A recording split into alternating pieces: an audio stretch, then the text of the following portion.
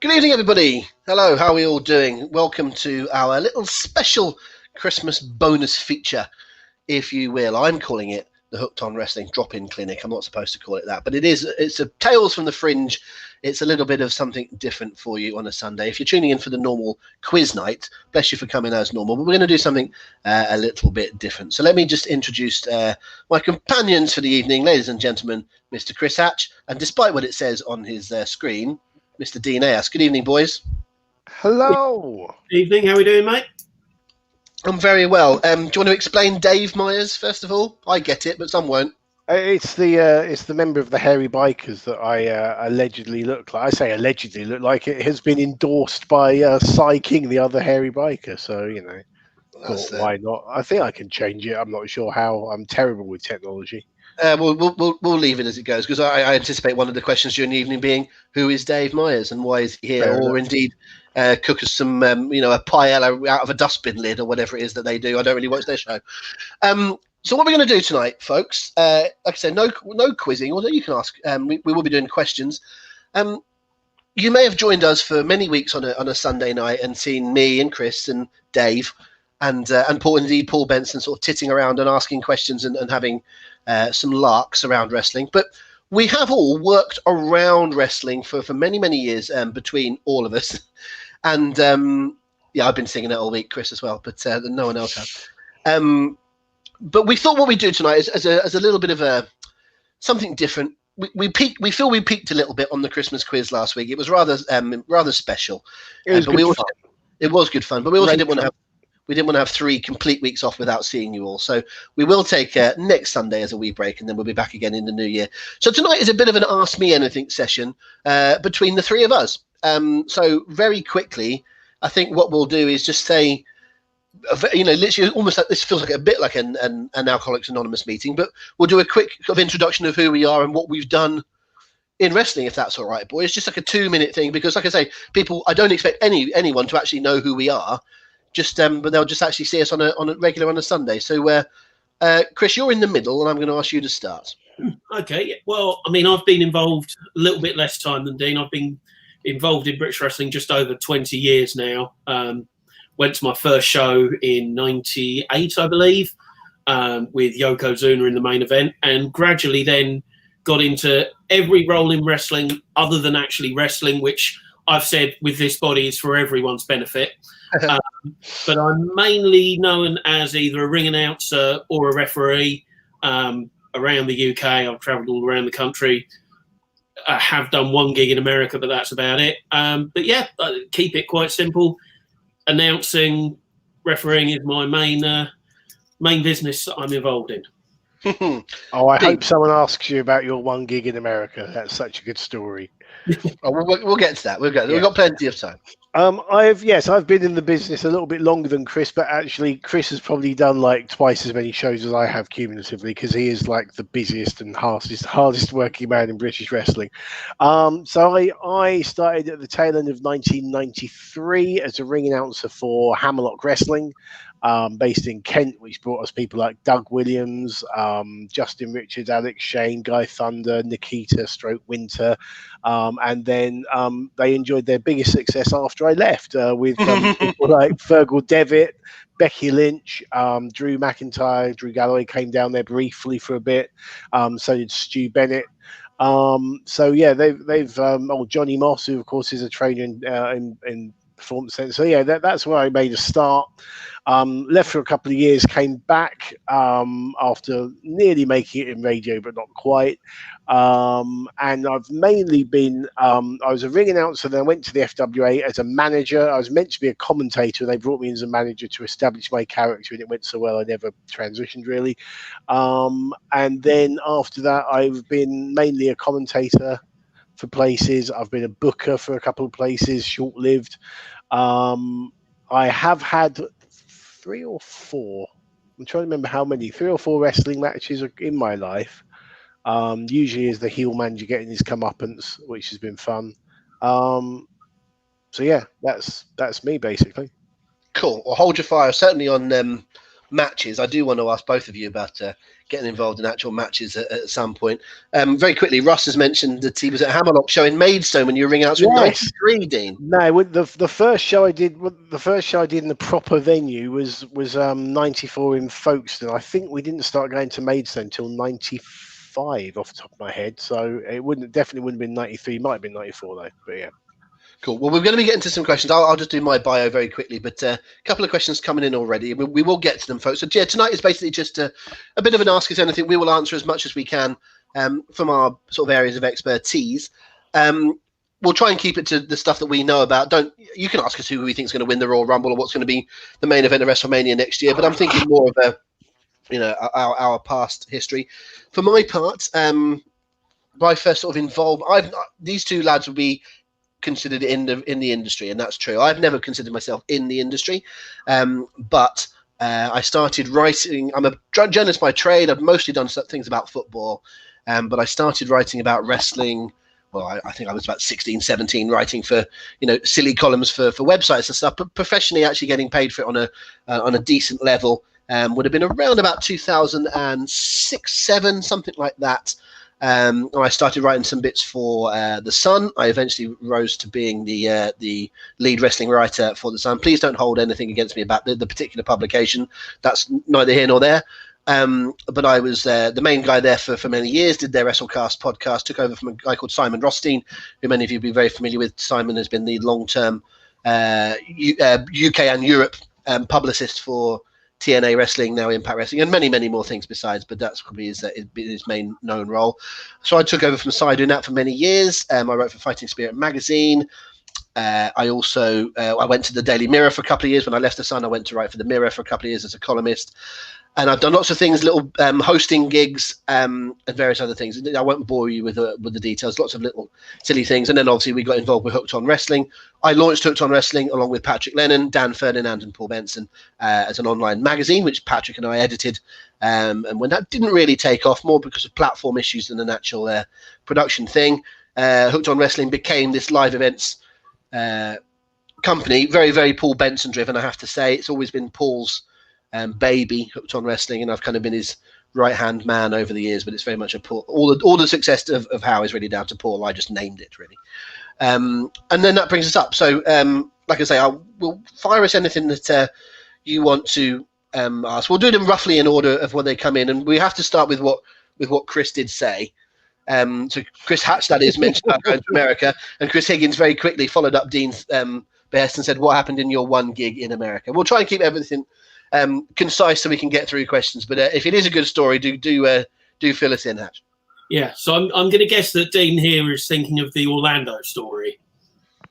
Yes. Okay. So I got a very last-minute phone call when Austin Aries won the Impact title, because he was also a champion of two companies in the UK. But for reasons of taking the belts back with him, he left them in the UK and then sold the idea to TNA of him being the belt collector. So he needed to appear on TV the next night for the next taping with the belts. I got a message about lunchtime saying, "Do you know where your passport is?" And I was like, yeah, whatever.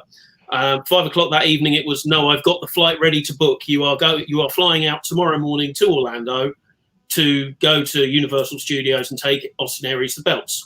Got on the plane, didn't even know where I was staying that night or anything. Arrived backstage at Impact, gave him the belts. Turns out I was staying at his house. After we'd done the Impact tapings, we went and watched MLW as well. We caught the main event there. And then had a bit of a party till quite late in the evening, where my favourite line was, "And then Chris Hero walked into a bar." Because I ended up in a bar that was Impact wrestlers, NXT wrestlers, the lot. And one of the nicest things I will say from that trip is that Chris Hero remembered me from being in the UK. Oh, that's really cool. Because I could understand if we were both in the UK, but it was completely out of context why I would be there. Partied rather late into the night with a number of stars, got about 3 hours sleep, got on a plane with nothing in my case now, because all I could bring in my case was the 2 title belts, and flew home. So, Brilliant. Yeah, I had a 24-hour jaunt to Orlando. I didn't know that. I didn't know that story. That's fantastic. Chris Hero remembers me because I once accidentally walked in on him taking a shit in Germany. If you're wondering how this night is going to go, cubicle. This is how it's going to go. Chris is going to say something interesting. I'm going to say something flippant, and then Dean's going to say something disgusting. That's essentially our dynamic between the three of us. That is a terrific story, actually. And it brings me on to something else that I think is quite interesting for.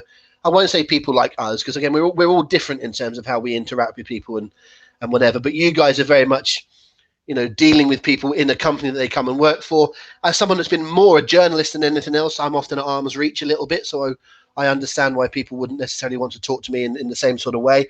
But I do think it's interesting that I have met some massive, massive stars who have remembered me 2, 3, 4 years on from the first time they've met me. And I've met some basically nobodies that have not really remembered me from one night to the next. It's really funny how, and I mean that as a kind of, they're not nastily, not deliberately gone, oh, forget that guy. But it's really interesting how people that must meet dozens, hundreds of different people that are basically anonymous and insignificant to them every year, sometimes just have a little bit of a recollection, and they don't remember your name necessarily, but they go, we met in so and so, didn't we? And you go, yeah, actually that's right. That's I do find that quite interesting.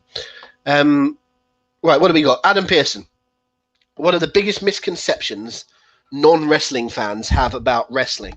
I think we can follow that up. So I think we'll first of all answer Adam's question, but I think the second question is then, what are the biggest misconceptions wrestling fans have about the inside of what goes on in wrestling? I think that's two different questions, but we'll start with the one that's on the screen.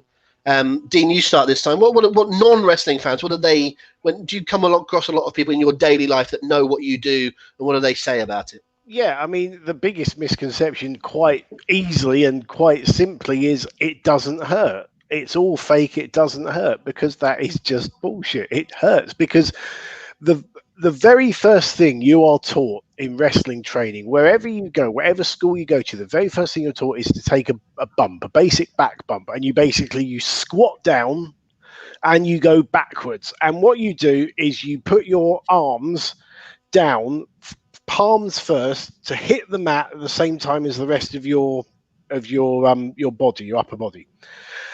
And what that does is it evenly distributes the pressure across your body. And then obviously you'll then, once you've understood how to do that, but you then stand up and do it from a standing position. And the first few bumps you ever take in a wrestling ring absolutely take your breath away, because it's like nothing you've experienced before. I read before a doctor saying that every wrestling bump is the same impact on your body as being in a 20-mile-an-hour car crash. And about 5 years or so ago, I was in a 20-mile-an-hour car crash when a car went into the back of me. And I would say, from the sort of the aches and pains I had for a few days afterwards, I would say that is pretty damn accurate, that it is the same impact on your body. And obviously with wrestlers, they kind of build up, it's not an immunity, it's just, I guess they get used to it in the same way that, a guitarist gets calluses on his thumb or whatever. It's a similar thing to that. But it does hurt. You cannot fake gravity. You can learn how to land, but you can't, and you can learn how to evenly distribute the pressure as best you can, but it will still hurt. And you see wrestlers, especially if you go to like the British Wrestlers Reunion, you will see old wrestlers with walking sticks and they click their hips into place in the morning and all that. And yeah, that is the physical toll that wrestling takes on your body. Do you know what the surprising thing is? And you're right. I mean, I've not taken bumps or anything like that. The only thing I've ever done in a ring is run the ropes, and that hurts the first time you do it. Nice little bruises underneath your arm here where you do it properly. But the whole point of wrestling, as you say, you learn for years to do it as best you can, as safely as you can, but it does all hurt and it does all build up. And I think many would argue that the thing that is most lacking in terms of ability of wrestlers is selling. Yes. Which is weird, isn't it? Like the thing that actually you've gone so far along the lines to make sure to try and make it look like it doesn't hurt. Sometimes you need to make sure that it looks like it does. So, yeah. And without wishing to sound like Jim Cornette or one of these young guys don't know how to work anymore, the thing that people don't often realize is the more you sell, the less you actually have to do, because it makes your opponent's offense look like it means something. So you're getting more out of less, which then gives you career longevity. Absolutely. Chris, for your part, Adam's first question there, the biggest misconceptions. Yeah, ditto. Basically, absolutely the same thing. You've brought up running the ropes. That's one of the biggest ones. People go, oh, all they're doing is running from side to side. No, those ropes are solid and they hurt. And you don't just go, oh, I'm going to gently hit them. To do this properly, you have to throw yourself into the ropes and come back off them. And the bruises and everything, that's all true. I think it's also the acceptance of, as well as it's a sport, yes, people, it hurts and this, that, and the other. I don't think people accept that. They go, oh, it's fake. No, it's drama. And that's the element I think that gets forgotten. It's the drama. It's the drawing people in. The same as a TV show takes you on an emotional roller coaster. That's exactly what wrestling does. But there's the physical element to it as well. So I think it's a two-pronged thing. It's the physical element and accepting the drama of it. I think my answer would be that I think the biggest misconception that non-wrestling fans have about wrestling fans is that wrestling fans all think it's real. And I think that's a weird misconception, because in this day and age where everything is blown open, like, is there anything that anyone thinks is like, people don't think magic is real? You know, if you watch Dynamo, no one thinks that. Everyone knows it's, and somehow he's making it look like it's real even though it's not. Or Darren Brown or one of those guys. Or any soap opera. You know, we've heard stories of, you know, loonies writing to Den Watts rather than writing to Leslie Grantham, although just don't Skype him. But it's I don't think anyone believes that in any other industry, but in wrestling, they think it's real, and it's like, well, I don't think they do.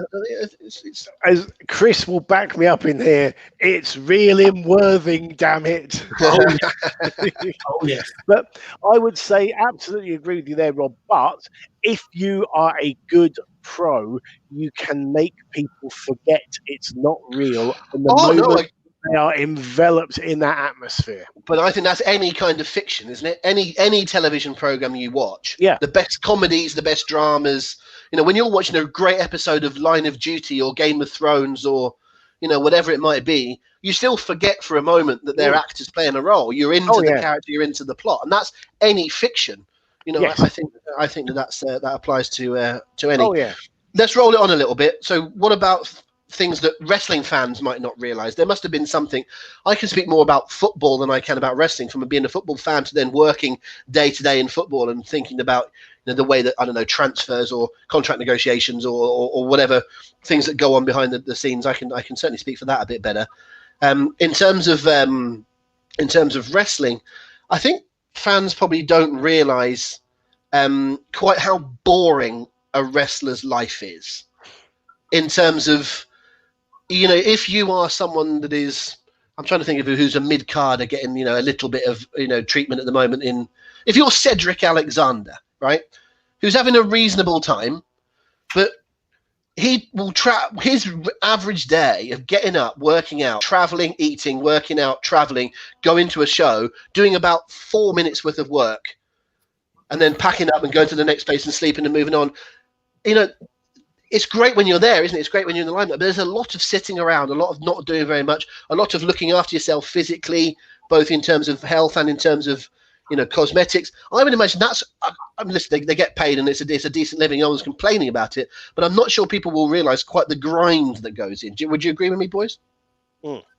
Yeah, that's absolutely, that was going to be my point on this. Oh, sorry. And it is the schedule, because you see something pre-packaged. You see a show. If you go to a live show, you turn up, the ring's set up, all the seats are out, you just turn up, sit in your seat and watch the show and go home. There's the amount of work that goes into something like that. Does the venue have barriers? Somebody's got to bring those barriers in. And very often it is the wrestlers. On the level over here, it'll be the wrestlers doing a lot of these jobs as well. And then the travel. And I can use an example just on a UK scale. So you can then magnify this for the travel schedule in the US. But I was doing a run of shows where it was 4 to 5 hours drive between the different venues. You'd finish the last show at 10 o'clock at night. You'd take the ring down. and you had to drive to the next show to be there by midday the next day. So you had to drive overnight, a few hours sleep, get up and go again. It was just a grind. You had to keep going. You had to keep the momentum going and stay in the physical and mental shape to be able to keep up with the schedule like that. And I think that's what people don't see, is what goes on around everything. Yeah, I think so. And by the way, we're not slagging here, are we? We're not saying, wrestling fans don't realise that. Why would you? There's no reason to actually. I don't think about that when I go to the theatre and watch a show. I don't think about the costume or the lighting, or I'm just there to be entertained. That's the way it goes, and I don't think people will be expecting. Dean, wrap this up, and then we've got a question especially for you. Yeah, I mean, I think from my perspective, one thing that I would add is especially in independent wrestling, how difficult booking is. Okay. It's something that a lot of people don't realize, because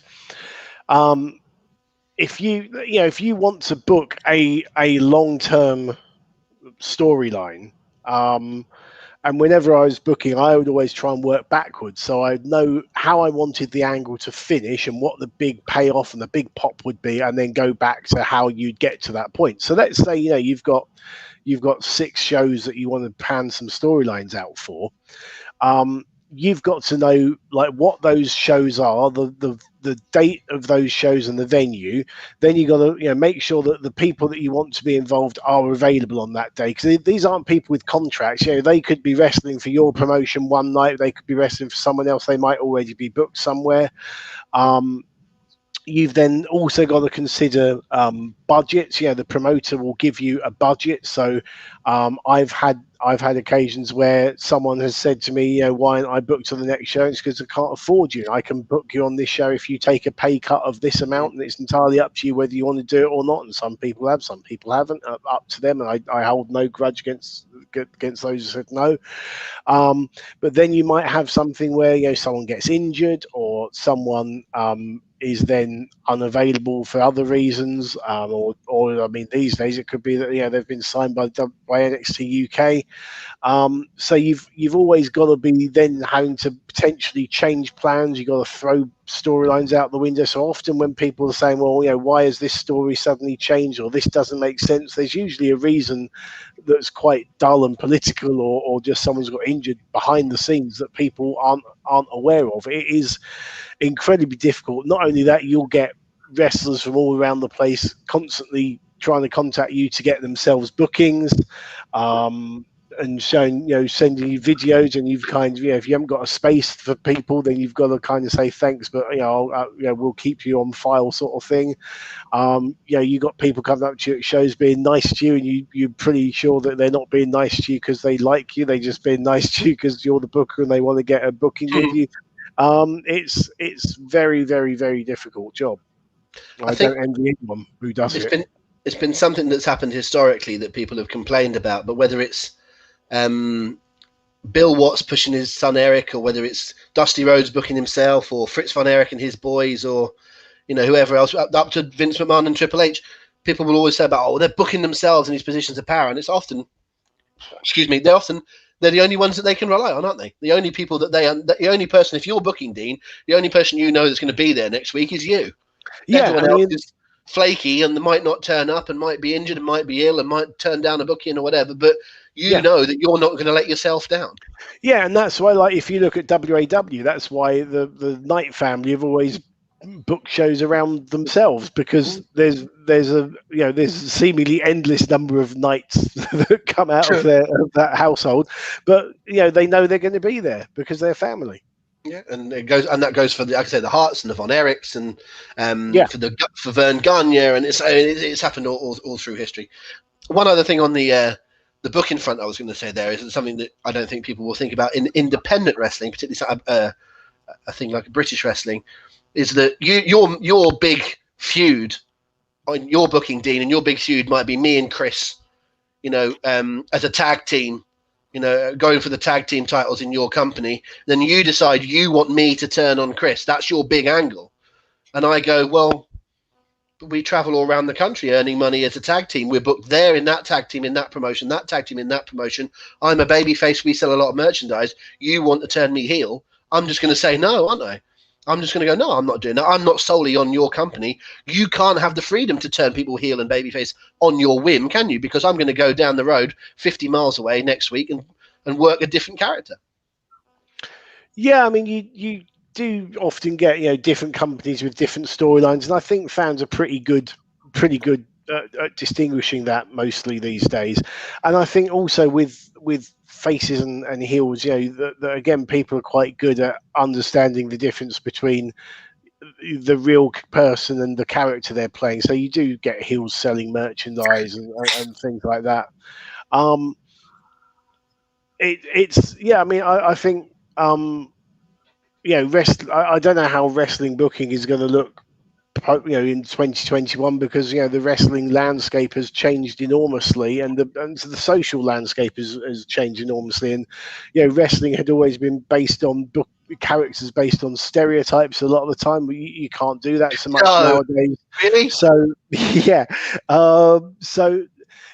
then it's becoming, I think we're evolving into a stage now where we're looking at, we know so much about people's real lives and real personas that that we're now looking at real life as opposed to characters. I mean, like, I was watching the documentary the other week about Liv Morgan, and I was just thinking, 20 odd years ago, you would never get a documentary about a wrestler saying, "Oh, my real name is John Adadio, and this is my family, and this is where I grew up." You just wouldn't get it. It was a strict barrier between wrestling and real life, and that's gone now. So I think we're going into a different era, a different stage of storylines.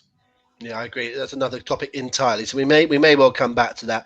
If you're just joining us, everyone, welcome along. It's not our normal Sunday night quiz, but it's me and it's Chris and it's Dean, and we're having a little bit of a chat based on our sort of areas of expertise in the wrestling industry. Me on the journalism side of things and interviews. Feel free to ask me anything about people I've interviewed, that sort of thing. Chris as a referee, as a ring announcer, as a general all-round good guy in the wrestling biz, and Dean as a manager, a commentator, and other things. We're not strictly only allowed to answer our own things, but feel free to fire some stuff in. But there is one particularly, and if you have a particular question for one of us, that's fine. It's not blind date. You don't have to do it for all three of us. But there is one specifically for you, Dean. Do you think there'll be any mileage in an FWA relaunch? And very briefly explain what FWA is, because not everyone will be completely familiar. So the FWA is the Frontier Wrestling Alliance. It was big in the early 2000s. It was a kind of like an ECW of Britain. It pioneered the trend that you get now of having big name American indie wrestlers headlining your show as a special attraction. So they had Steve Corino, Loki, AJ Styles, Jerry Lynn, people like that as Samoa Joe as people coming in. And it also launched the career of people like Rockstar Spud, Drake Maverick. Some of the NXT UK guys are on there, and that's part of the reason that I think the answer would be no, because there'll be the biggest names wouldn't be available, or have retired or have left the business for various reasons that came out this summer. One of the people who ran it has passed away, and really, a lot of the wrestlers who wrestled at that time have retired and are old. So if you relaunched FWA, it would be basically a new company with the same initials, which should then put undue pressure, I think, on the new performers to live up to the reputation of the old promotion, which was in a completely different era. So I don't feel it would work. No, fair enough. I think relaunches are not always there's not a good history of relaunches, are there, in wrestling throughout? There's probably the odd example of one working, but I think for the most part, relaunches not really the thing. If I miss any of your questions, folks, for one of several reasons. One, it might be because it's not necessarily on topic. It might be because I've missed it entirely, in which case feel free to repost your questions. It might be that I'm just popping in and out and coming back because I want to change the topic, or the same person's had a question asked answered a couple of times or whatever. So do keep on asking the question if it doesn't get asked, and please don't be offended if we don't get to all of them. We've had one specifically for Dean, and there is one for me, which I will answer. So William Kitchen says, do you feel that the new Inside the Ropes magazine has a genuine chance of succeeding, considering WWE discontinued their magazine and FSM and Power Slam folded? It's a good question, that. I will confess to not having read the magazine yet, so I don't know the quality of it. What I will say is that Inside the Ropes have got a really, really good brand. From what I know, and I don't know any of them personally, but I know some of the guys involved have worked with Hooked on Wrestling alongside us, or been party hosts or that sort of thing. We have a good relationship with Inside the Ropes. They've done some of the live sort of Q&A, one-man show type things that I'm not saying that my company not my company, but a company that I worked with started, which was called PSI Events, but probably had the first few real big headline names after Mick Foley had done his thing with Chris Brooker. Chris is probably the person that started those kind of things, really. But ITR have done a good job with those sorts of things. They've got, I think, and I don't know this specifically, but from what I can tell, they've got a good name within wrestling as well, not just with fans, but I think wrestlers understand who Inside the Ropes are, that they're a good bunch of guys. They're not just, quote unquote marks. They're respectful, from what I can tell. Like I said, I don't know them all personally. So I think they've got a good chance of succeeding based on their brand. Like I said, when we launched Hooked on Wrestling magazine, FSM and Power Slam were still around. And we felt like taking it online was the thing, not necessarily the fact that it was a magazine. Because I might be wrong, but I think Wrestle Talk have got a magazine as well, haven't they? If they haven't, they did have. I think if you've got a good product, someone will buy it. I don't think it matters how many competitors are out there, or what the landscape is like. I think if you've got something good and you've got a good brand name, I think you've got a chance. And the fact that you're even talking about it means that people know it's out there. And half the time it's about marketing. If you've got something that's really, really good, you just need to get it across eyeballs. And if people see it, enjoy what they read, enjoy what they see, and it's on a good price point, or you're making money with advertisers and whatever, then that's a bit of a mealy-mouthed answer in some ways, but I think it's got a chance. Either of you want to follow up with that one? Nothing more really to add to what you said. That if it's a good product, people will buy it. Yeah, I certainly don't think wrestling print media is dead by any means. There's certainly a market for it over here. I'm one of those people who enjoys reading a physical magazine, what have you. So, yeah, I certainly think Inside the Ropes and Wrestle Talk both got magazines out there, both going to be good products if people and have a market for them. Yeah, absolutely. One for you two boys here, also from Will. What was the most heated crowd you ever worked in front of, and how bad was it? Start with you, Chris. So I'm going to go with two, because I'm going to go with one that's then the second one that's probably going to lead into something Dean will have to say as well. I'm going to pick two. One of them was early days of IPW, where I genuinely, as I left the ring after making a bad decision, got grabbed by one of the old ladies in the crowd by the collar. As the face is trying to chase me round the hall, she grabs hold of me. I hope he gets you and kills you. And I'm like, what have I done the job properly then? And the other one is, we mentioned it's still real in Worthing. I seem to recall a match where I disqualified the face because he pushed me over, which is fair game. And the entire front row of the crowd, who Dean would know very well, lost their marbles to the point that the face gets on the microphone and apologises and says, it's not the referee's fault. I put my hands on him. It's my fault. All of them in unison. No, it's not. It's all his fault. Right. Okay. Thank you very much. So, yeah, that's probably two of the most heated ones I've had. That's why it's still real in Worthing, eh, Dean? Yeah, well, I mean, there's two I've got. To stick to the Worthing theme, this would have been about, 2008, 2009. I was managing Martin Stone, and I managed a few different people in Worthing. Martin Stone easily got the most heat with me than anyone. I remember we once had a match where the ring announcer had to wait 5 minutes, and I don't mean any word of exaggeration, literally 5 minutes before he could do the ring introductions because of the abuse that we were getting shouted at from the crowd. But there was one match where I can't remember how it had come about, but it was Martin against Ricky Knight. And people will think it's funny because people were thinking, well, you're both villains. How's that going to work? And we just said, well, we'll come out first. People will boo us, and people hated us so much that you could have had Joseph Fritzl come out next, and people would be cheering him.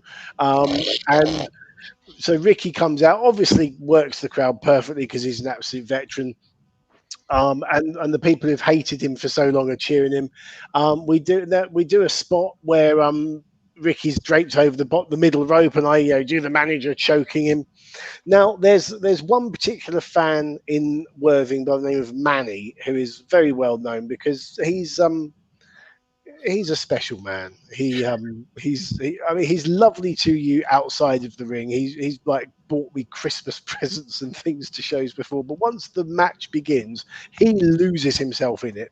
And so I'm choking Ricky, and I can see in my peripheral vision someone coming over to me, and that's not unusual. There's no guardrails there. You do get punters coming up to you, so I kind of push with my arm out. I push sort of just to kind of guard against whatever's happening. And the next thing I know is that this bloke is windmilling, and basically as I turn around to see what's going on, literally punches me in the face. And I just I just have to carry on doing what I'm doing. And apparently Julia Sweet Soraya was watching the match, and everyone watching on the stage backstage was like, well, Dean can take a punch, can't he? And we just carried on the match. Manny was I think he was reprimanded, but he stayed in his seat. I was asked if I wanted to press charges against him, which obviously I didn't. And we went on from there. Just had beer delivered. Marvelous service around here. Well done, Merch Curl. That was Merch Curl Jr. actually. Oh, was it Merch Curl? Yes. And the one that really sticks in my head is from, I think it was about 96, because it was the same summer that Hulk Hogan turned heel. 96, we were doing a show in Maidstone, which was in the Maidstone Leisure Centre where IPW finished up, which was always a very heated venue anyway. And we had a tag team match. I can't remember everyone involved in it, but Andre Baker, who's the owner of Hamlock, he was a babyface. And in this match, he did something to cost the team the match, and he turned heel and aligned himself with Johnny Storm, who was an absolutely fantastic heel in Hammerlock.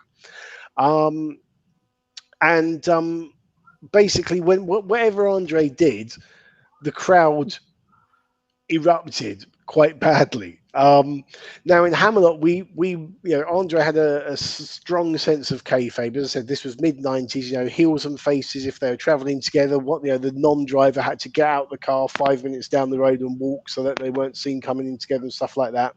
So the four people in the ring were Andre, Johnny, my good mate Mike White, who's the referee, and myself as the ring announcer. And we realised that people are basically rioting because of what's happened, and they're trying to get into the ring. And Andre just says to us all, fuck kayfabe, take one side each. And we're like, what does he mean? And we're basically all standing back to back, and people are trying to get in the ring. And then we then see Andre basically running to the ropes and kicking someone in the face to stop them getting in the ring. And we're like, oh, that's what you mean by one side each. So basically, we're guarding one side of the ring each, just basically running and like kicking, kneeing, whatever people. And by the way, you can legally do that. There's a famous incident many years ago where someone sued a wrestler for kicking him in the jaw or something, and the wrestler won because the fan was trespassing. So we had to basically just do that. And I'm not a fighter by any stretch of the imagination. But we basically until the rest of the roster arrived to help empty things out, then it was fun. In fact, I can see that we have Steve Pendle, who I believe was on the show that I'm referring to, where someone got tried to sue a wrestler for kicking him in the chops, and it wasn't Steve that did the kicking instantly. Yeah, smashing. I feel a bit left out here that I can't tell a heat story of myself. I do need to say one thing though. Anyone have who had 32 minutes for the Fritzl reference? Anyone have 32? Dean saying that? Yeah, okay, maybe not. This is what happens when Paul's not here. You see, people want to start. People want to start playing up. Another one for you, Dean, but I want a maximum of 15 seconds answering this. Dean, Francis asks, what was it like meeting Sunny? Good fun, really good fun. She was, I mean, I can only speak as I find her, though she's had obviously lots of troubles, but she was lovely with me. Had good laugh with her. Okay, good answer. Matt Barber, this is a fun one. Matt Barber says, is there anyone that's made any of you guys completely starstruck? I assume he means in wrestling. I'm going to start with that because, again, I'm the one that would be, people would be sort of brought to me and I would interview and they would go again rather more than the other guys. But I would say, first of all, no, actually, because I've been around enough wrestlers and understand the business enough to know that most guys are very normal and actually quite humble and quite approachable and just want a chat. They don't necessarily want to be asked, questions about their fame or anything about their, the inner workings of wrestling. But if you just chat to them and just act normal, if you find a bit of a common interest and, just maybe ask about something that's in the news, or if you know what, sport team they follow, just ask about, I see that so-and-so had a good result last night. They'll react to you and they'll have a chat. And I found that most have been very approachable. I'll give you 3 examples, and they're very quick ones, of not having been starstruck, but having a moment where you take a step back and go, this is surreal. One is the oft-quoted by McNichol and Benson and others, Ric Flair story of how there was about 7 or 8 of us around one night. And it's actually it's the first night I ever met Paul, and it's the first night I ever met Rob Lee from The Mirror, and the first night I ever met Lorna, who's a friend of all of ours as well. We all got together one night because we were all interviewing Ric Flair the following day, and Rick, we expected him to say, hello everyone, and say goodnight, and actually he just went, right, who's ordering the red wine then? And we tanned about 25 bottles of red wine between about 11 of us on one wonderful Tuesday night. But I remember there was one moment during that evening when Rick was leaving a voicemail on Roddy Piper's phone, and someone else was trying on his Hall of Fame ring and Rolex watch that Shawn Michaels gave him, sitting there thinking, this isn't a normal day. This is a very unusual situation to be in.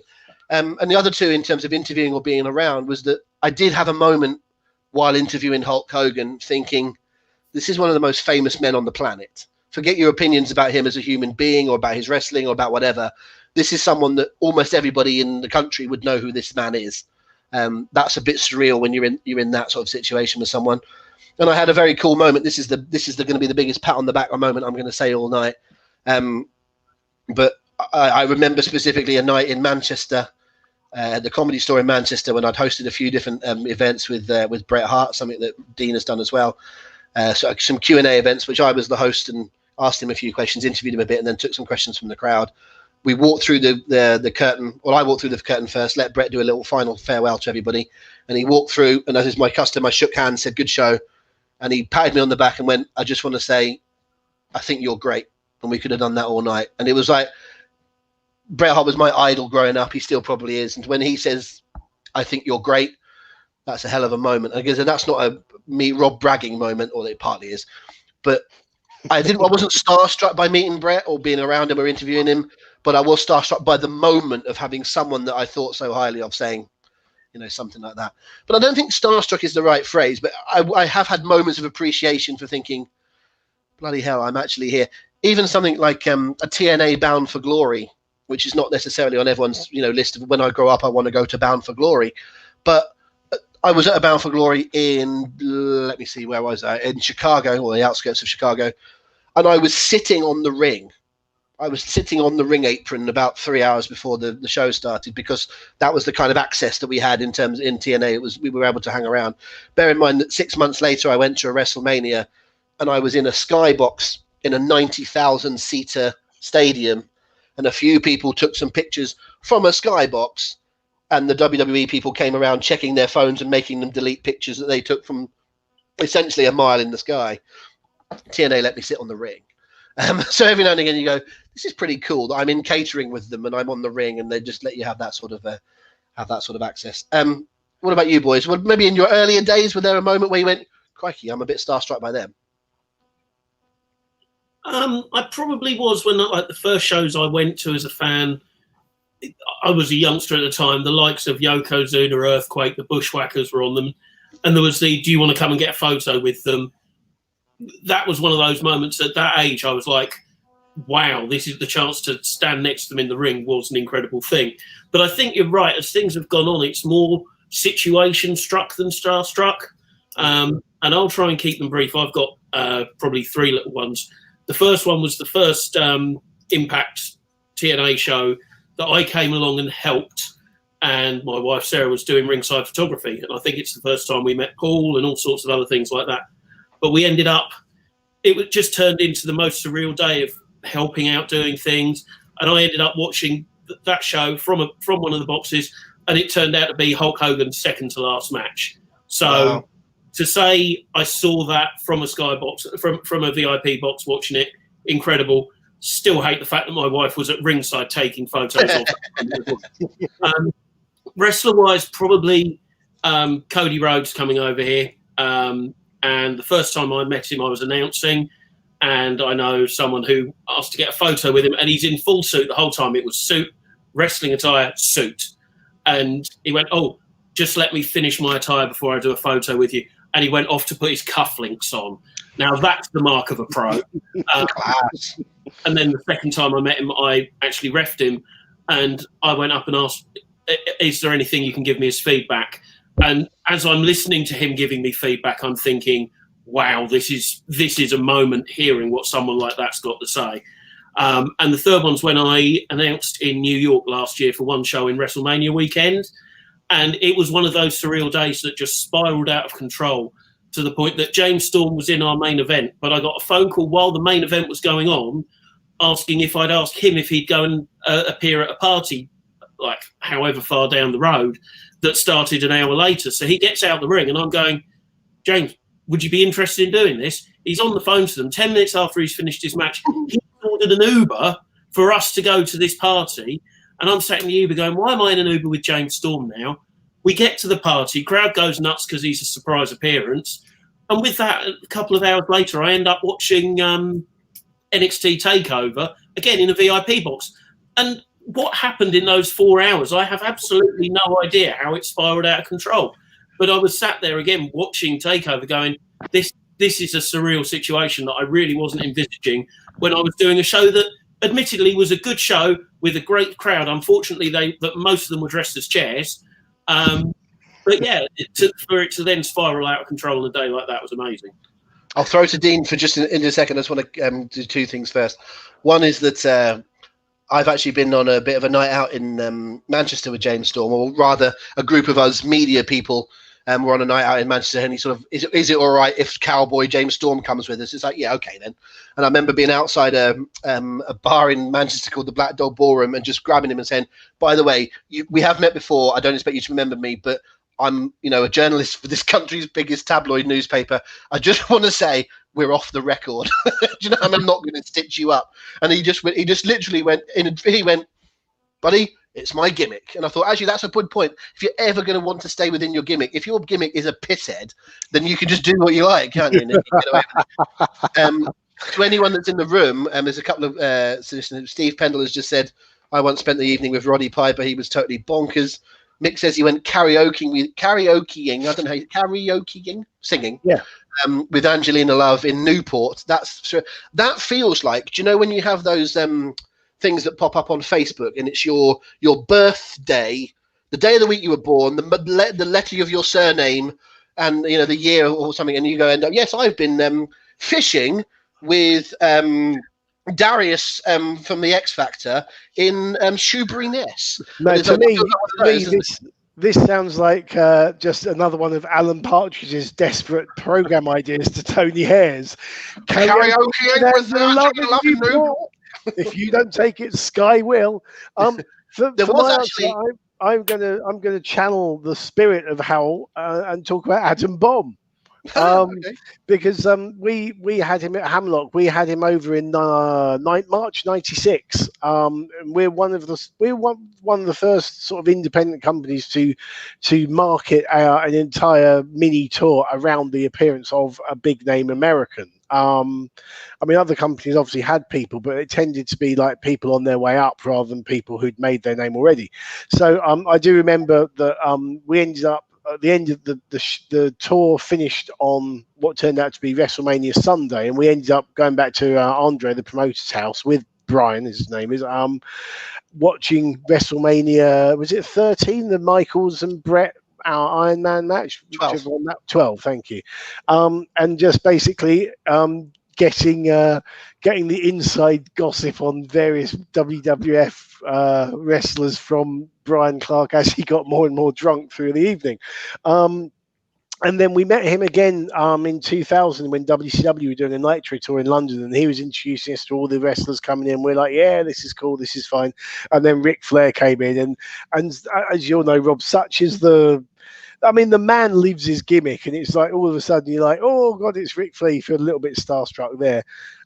When the first night that I worked with Bret Hart, it was particularly big deal for me because we started the tour in my hometown of Brighton, and my oldest best mate who lives up in Scotland had come down to visit for a few days, and we'd as teenagers we'd gone to the Brighton Centre for WWF shows together. He's autistic. He's not always like the most emotional of people, and I arranged for him to meet Bret after the show and just have a chat with him. And when we finished, he was basically, as Ric Flair would say, he had a tear in his eye just from what it meant to him, and in that turn that really meant a lot to me. But the first moment meeting Bret Hart, I wasn't starstruck because I was just nervous as hell, and Bret was so nice and just put me at my ease immediately. And like I asked him, is there anything I shouldn't ask about? And he said, no, just go for whatever. And then I ended up accidentally making him cry, but that's another story. To be fair, I don't want to make it seem like a less special moment for you, but I think I've done 7 shows with Bret, and I think he's cried on 5 of them. In all seriousness, it's not an affectation; it's a side effect of the stroke. Of the stroke, yes. But I felt terrible. Were you talking about Owen? Talking about yes. Owen? Yeah, I basically, I had, I'm going way off topic here, but I had a question that I always like to ask people, which was, if you could go back in time and change one thing in your career, what would it be? And I've had some great answers from people, and he just paused and basically said he'd have stopped Owen from going up on that catwalk, and I'm like, oh my God. But the one also that I felt really kind of starstruck by was ring announcing a show in Broxbourne, and the main event was Chris Hero against Johnny Saint. And I grew up watching Johnny Saint. The man is just such an amazing wrestler and totally unique to me. And similar to what you said, Chris, about the feedback from Cody Rhodes, I was basically in the ring, and I'm just thinking, I'm in the ring ring announcing Johnny Saint. I grew up watching this bloke. It's like I've got to tell my dad when I get out of here. I've got to phone him up. And how bad are we allowed to swear on this? By the way, we're not allowed to use bad words, really bad words, are we? Basically, Daddy's not here.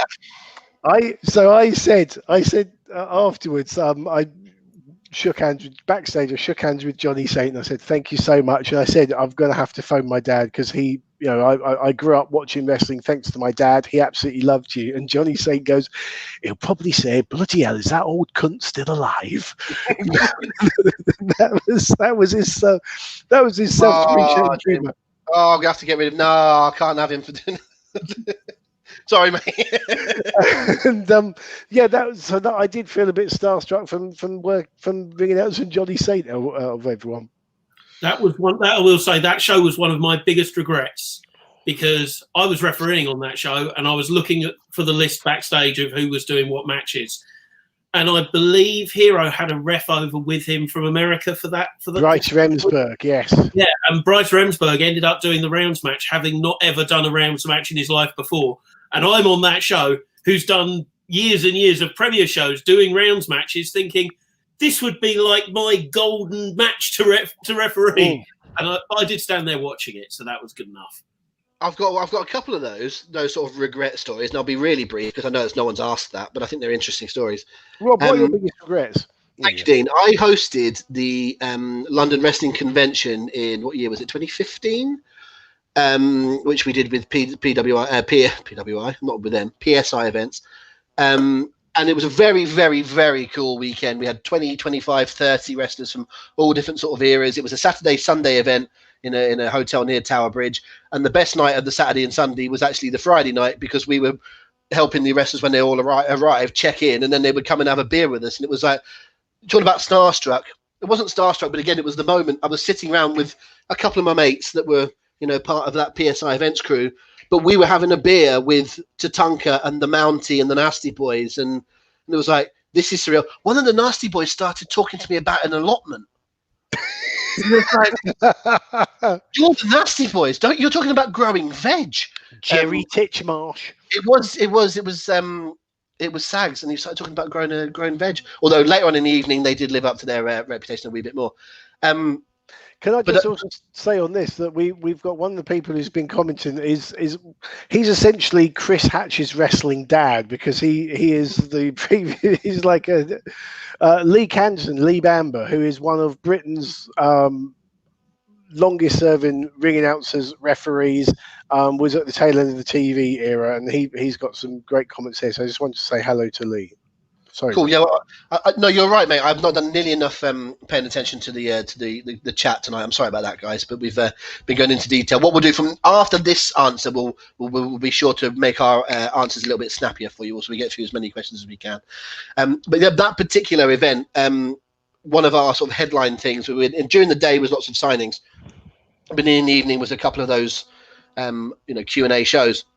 And each night I hosted with Jim Ross, which I'd done before, because when I actually did the first ever JR Q&A show. We started that in Cardiff, and he's done all around the world and stuff now. But I'm very proud to say I did the first one with him. So we did a couple of those in the convention. But the main event really was a hosted show with Brett and Sean. We had both Bret Hart and Shawn Michaels there, and I was down to host that. And then actually we got Justin Roberts, who had just left WWE as a ring announcer, and in the end Justin Roberts took that role. And I won't lie, I was really, really heartbroken not to get to do that. But I didn't blame anyone. I'm not complaining. I would have booked Justin Roberts to do it as well. But that was a bit of a regret of mine. I wish I'd have got to do that. I wish I'd have got to have stood between Brett and Sean. I've got a picture taken with the two of them, and I spent some time. There was a moment where there was for about 5 or 10 minutes just the three of us in one room chatting, which was amazingly cool. But I would have loved to have hosted that actual event, to answer the question that you ask other people, Dean, about the one thing they'd like to change. Right, let's try and rattle through a few of these. This is going to be very, very hard to answer quickly, but we're going to need to gloss it a little bit. But Chris Higgins says, is it true that indie promotions struggle to break even? I think that's an understatement, isn't it? I mean, I don't really know, because I don't run an indie promotion. So, I mean, I would think, some of the attendances people get, they wouldn't do so well, and other time they'll do a lot better. I mean, it's a huge financial gamble, which is why I've never promoted, basically. I think being an indie promoter is a little bit like being a horse race owner. You buy a horse and you hope it wins the Gold Cup, but for the most part, it's going to cost you a lot in trainers' fees and upkeep and whatever. You have to decide that you're going to throw away a certain amount of money. You can afford to lose X amount of thousands of pounds, and if you actually make something back, then all the better. Chris, what do you think? Yeah, I agree. I think it's the balancing act of, yes, the promotions probably struggle to break even, but then the promoters have to look at balancing their books carefully as well. But then you've got to put on a good show to bring the fans through the door. So I think it's just a vicious cycle, and it's a more of a state of the industry. Is the industry in a good place? If it is, then it's easier to break even. I don't think it's any more simple or difficult than that.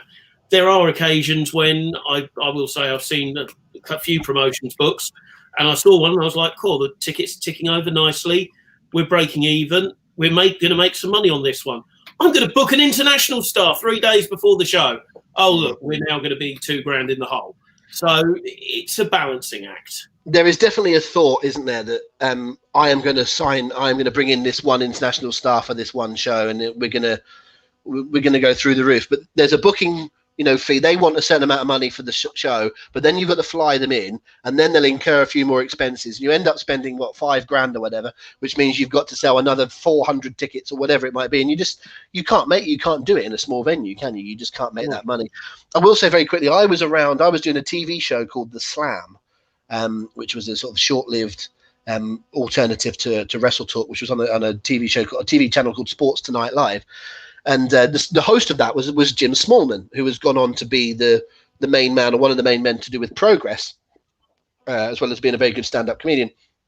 And Jim was the host of that. And literally, they were launching Progress at the time. I think the first Progress show was after we'd done about 4 or 5 episodes of The Slam. And so I was at the first few Progress shows as a guest, and I was even around a couple of times where Jim, we'd have a guest on the show, and then we'd go to a cafe around the corner, and Jim would put a few ideas to them about booking them and that kind of thing. And I was around them a little bit, and I was impressed by how from the start they were very, very, very cautious of not having imports. They were basically, we know there's a lot of good British talent around, and we can grow a little niche audience and not book ourselves into big arenas.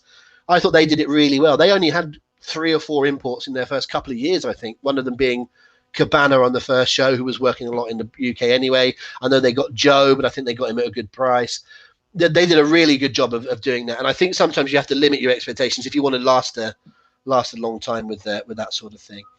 Mick Connolly, and indeed Lola, do you think fans have made it about themselves? Do you think fans have made it so much now where they want the show to be about them as opposed to being about the people in the ring? Dean? Yes, depends on the promotion, but some promotions, yes. I mean, it's not a new thing though. It isn't a new thing. I mean, 20 odd years ago in the FWA, one of my favourite promos, because it was the truth and it hurt people and it got me heat, was just basically, the fans would be having a go at me, and I'd say, I've got a microphone, you haven't. I am on this side of the barrier, you're not.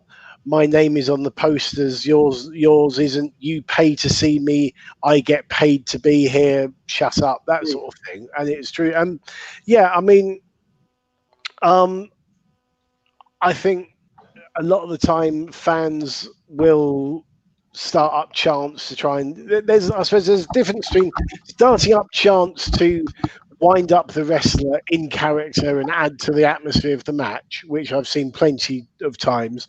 But then there's also trying to start up chants to get attention to yourself as the person who started the chant. Yeah. And I think they're very different. They're very different things. I mean, down in Brighton, there's a really good promotion called Riptide that has a very interactive fan experience. And Brighton is a very liberal bohemian city, left-leaning, and it's the only place in the country with a Green MP. During the last general election, but we've had so many of them recently. During one of the recent general elections, they had a guy, Spike Trivet, his name, who had a gimmick of being like an entitled posh boy. So he embraced the current atmosphere and came out with a T-shirt about strong and stable, which was the conservative theory at the time, and was basically so he basically had just engineered the situation to be representing the Tories, who were not popular with the crowd, and therefore people were chanting things about the Tories to him that he was then reacting to, and it enhanced the match experience. But you don't want to go the other way, and I do think that there are times where fans do try and make themselves the stars of the show. I think it kind of peaked, and like what Dean said about it going through history. Correct. You'll hear stories about certain NWA cities in the late 70s, early 80s. There's the whole ECW phenomenon. So it isn't new, but I think people sometimes go wrestling equals WWE, and I think about 7-8 years ago, maybe a little bit more than that, when the night after WrestleMania started to peak. And I think there was this is where someone else can help me out with the actual number of WrestleMania, but what was the WrestleMania where Jericho wrestled Fandango? The night after that is when the Fandango started, wasn't it? Doing the music and that sort of thing. And that was really cool. I'm not knocking that. That was great fun. That was a brilliant crowd. But the year after that, is when it had jumped the shark and people were doing things to get reactions and whatever. See, when the crowd go into a business for themselves, when it's Cena versus Orton for the 18th time and they're bored of it, fine, do what you like, lads. I have not got a problem with people doing that. But there are times where you think, yeah, you're trying to do that for yourself and trying to make it about you, and I don't think that's cool. Chris? Yeah, there's absolutely times where a lot of the time it is just they're trying to get a reaction. If they make everyone else laugh in the process, that's fine. Like, rather, they're not laughing at what's being said, they're laughing at the wrestler because of what's being said, which gives the wrestler something to react to. There are times like when I've been refereeing or announcing and you just go, oh, will you please shut up, because it's not relevant. It's when there's no relevance to what's going on and it's purely for their own benefit and their own ego. That's when you get a bit, no, this isn't necessary. Yeah, I think that's very true. So I'm just flicking through here to try and find what we're going to ask next. Oh, here's a good one from Jack Fenton. Again, one for you boys, really, more than me. But very quickly, what do you think of the common pitfalls or mistakes that younger wrestlers make from your experience of being around them? I would say looking to move too quickly. Hi, Jack, by the way.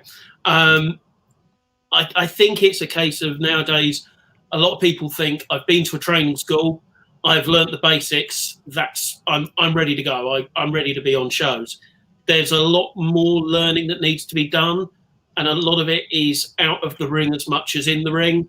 How you act on show days, how you make yourself useful, how you get yourself out there to look for those opportunities. I think it's a lot more. It's all well and good having being good in the ring, but if you can't then escalate that around it, then I think that's the thing. A lot of people, when they're new to the business, just think, well, that's it, I'm going to get booked everywhere now. Yeah, I think I've seen people before, like when they step into a training school, it's like, right, I've got this gimmick and this will be my entrance music, and it's like, walk before you can run. But I think as far as sort of in the ring or at shows goes,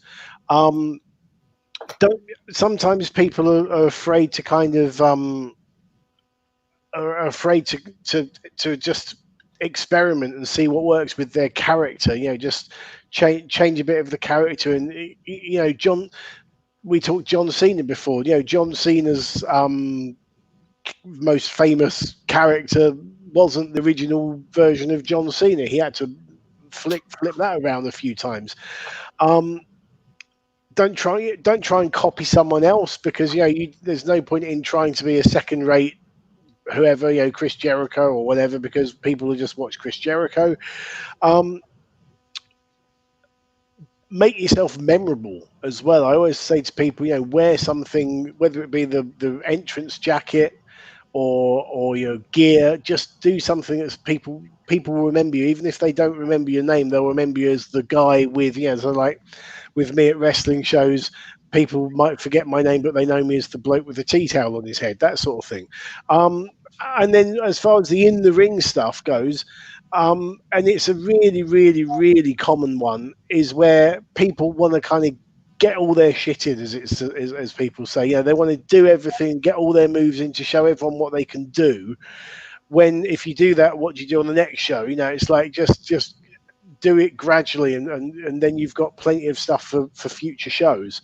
I think, people always just, they, especially when they're younger, they want to do the spectacular stuff. I mean, believe it or not, Doug Williams, in the first few years of his career, and I've got the videotapes to prove it, Doug Williams was a high flyer doing like moonsaults off ladders and things like that. And then he realized that actually he got a lot more career longevity doing what he became famous for doing, of technical wrestling. So, but it's one of those things that, no matter how many veterans tell the young guys to slow down, they won't listen, because they need to get it out their system. And once they do, and Steve Pendle, great point there of working with proper veterans. You look at old British wrestling bills like the ones on the posters behind me, and on both of these there are there are examples like here we go. There's Cyanide Sid Cooper, who would have been about a 25 year veteran by this point, against Ian McGregor, who was a teenager. And when you look at things with the benefit of hindsight and knowledge, they were matched against these veterans to walk them through a match and toughen them up a bit and whatever. But there are reasons for that. Rather than just working with the people that you trained with, where you end up doing a highly choreographed dance rather than making something look like a contest. Yeah, I'll add that I think that social media can be a danger sometimes, and when someone's a bit up and coming, they might get told by a vet, you need to do this, son, you need to do that, and they'll go, yeah, but 4 people on Twitter told me I was cool for doing that the other day. And they say, you've got to remember that the audience is a lot more than just a few people that say nice things to you. Well, nice though it is to have someone compliment you. Will Kitchen put something, where is it?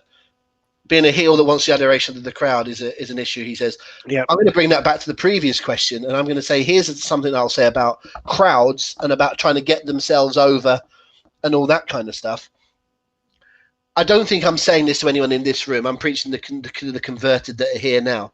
If you go to a wrestling show and the person on the show that you think is the best act, so you think you're smart, and the person you think, if you go to a show if you think Dean is great and you think he's the best thing on the show, boo him, right? Boo him. Don't cheer him because it's ironic, and don't cheer him because you think he's good and you want to show that you know the nuances. That's not his job. His job is to get you to boo him. So if you've got any respect for him, boo him. Don't try and be clever. It drives me up the wall. Kevin Owens is one of the best heels of the modern era. His mannerisms, about the subtleties of being a complete dick, he has got down to a fine art. But everyone bloody cheers him all the time because they like his work. So they're constantly turning him back babyface again and then back again and heel again. And they can never get a consistent Kevin Owens. Kevin Owens should be the nastiest, most horrible piece of work heel going, and he could be a top heel for years doing that, but they never know how to do him properly because people will not boo the man.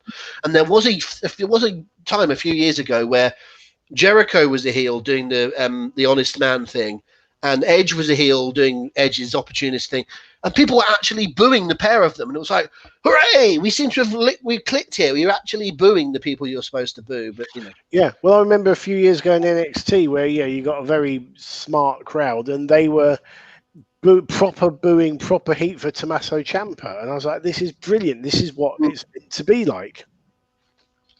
Speaking of NXT, Sarah had a question for you, Dean.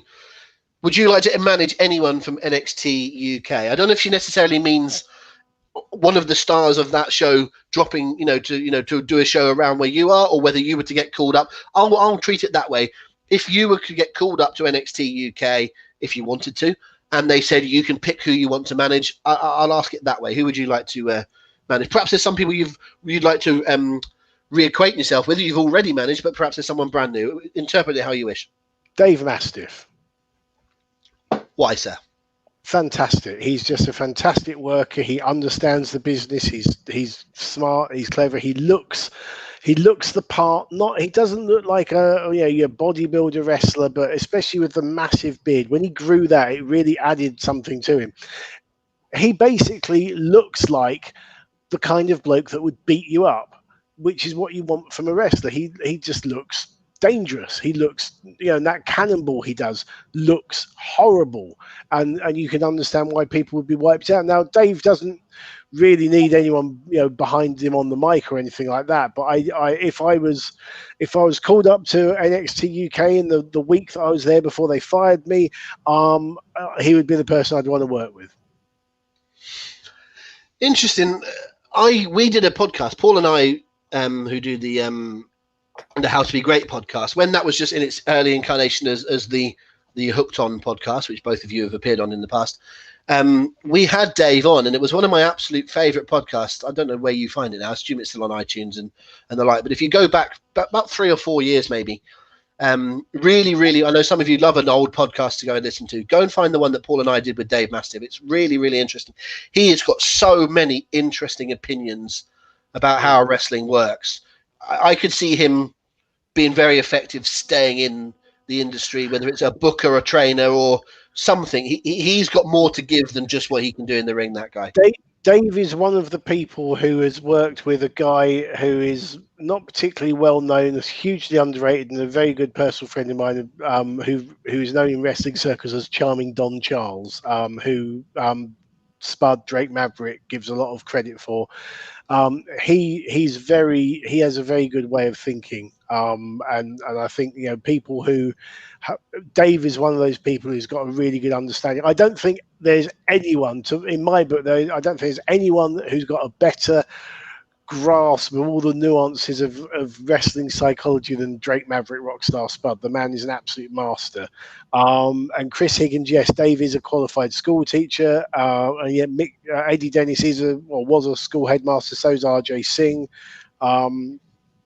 And yeah, Dave is someone who, yeah, I definitely, if I was running NXT UK, I would have put the belt on him. If I was running any promotion, I'd put the belt on Dave. I can't remember. I think I have told this story before, and I can't remember who the other people were with, but I remember going to watch Independence Day in Wolverhampton. Oh, yeah. A star-studded indie show run by the guys. What's the name of the company that's based out of Wolverhampton? Or that's up in that part of the there's an indie company, a British wrestling company in the West Midlands. I forget the name. Fight Club Pro. It might be. I think it is Fight Club Pro. Is it a guy called Martin that runs that? No. Anyway, I can't remember. Don't worry about it. But I'm sure it's the people behind that, or a couple of the people behind that did Independence Day. Indie show full of basically full of Ring of Honor wrestlers. But on that show there was a 6-man tag, and it was Dave +2 versus Spud +2, basically, when he was Spud, very much in the old Spud gimmick. And that whole tag match was basically predicated on Spud running away from Dave, and they would tag in, and one would tag in and the other one would tag out, and they never touched. 15-minute tag match between 6 people, and it ended with one clothesline. Spud in, Dave in, clothesline pin. It was beautifully done. Yeah. They highlighted all 6 wrestlers at different times, but they told one story, and that was Dave trying to get hold of Spud, and they nailed it. But you see what I mean? This goes back to what I was talking about way right at the beginning of this, about selling stuff and making things mean something. So out of a 15-minute story, how many, that was 15 years ago, you still remember that. And you remember that, and you remember how it made you feel. Yep. And this is something that Jake Roberts said a little while ago. It's so true. That people will remember seeing a cool move for a couple of minutes, a few hours. People will remember how you made them feel forever. And it's very true. Yeah, and if wrestling is all about manipulating the emotions of your audience, and if you can get people to pay because they want to see you beaten up, me as a heel manager, the time that we did and if Lee's still on here, he'll know this well because he was the referee for these matches, some of them, that we built this 1.5 year long story out of a situation where it ended up as a 3-on-2 tag match with me on wrestling on the heel team, and obviously getting my comeuppance, and we sold that venue out. The floor was completely full at Worthing because people wanted to see that me get my comeuppance. When Chris Eubank, my fellow Brightonian, was at his peak as world super middleweight champion, he would sell venues out based on people paying to watch him lose, and he didn't lose, and they'd pay for the next show because that might be the time that they saw him lose, and they didn't want to miss the next show because they didn't want to miss the next show in case he lost, because they wanted to be there when he lost. And that's how you do it. Yeah, Mayweather, not dissimilar. And Tyson Fury has that sort of Cena thing, doesn't he? Whether you either think he's great or you think he's an asshole, but either way, you have an opinion about him. So that's why they sell. I did have something else about NXT UK. Where was it that John mentioned? There we go.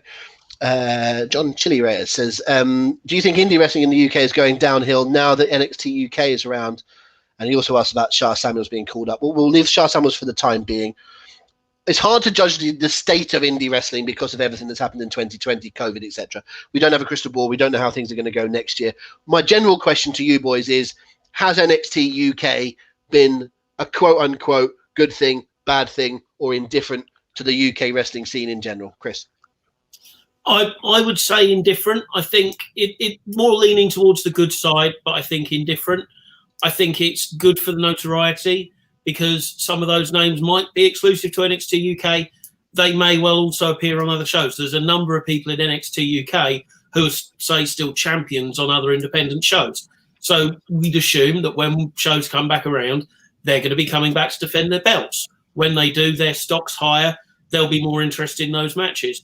I do think it'll be tough for some of the more independent companies where there are going to be less big name talents available, because NXT UK have got a lot of them signed up, so it's going to be more difficult to get access to them.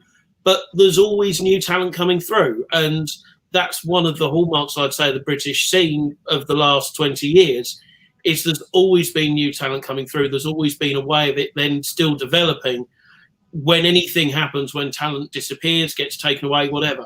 So I'm not going to say it's a bad thing, because yes, it's going to be tough times, but it was always going to be tough times, and I think there's going to be a great chance to move on from it and opportunities for new people.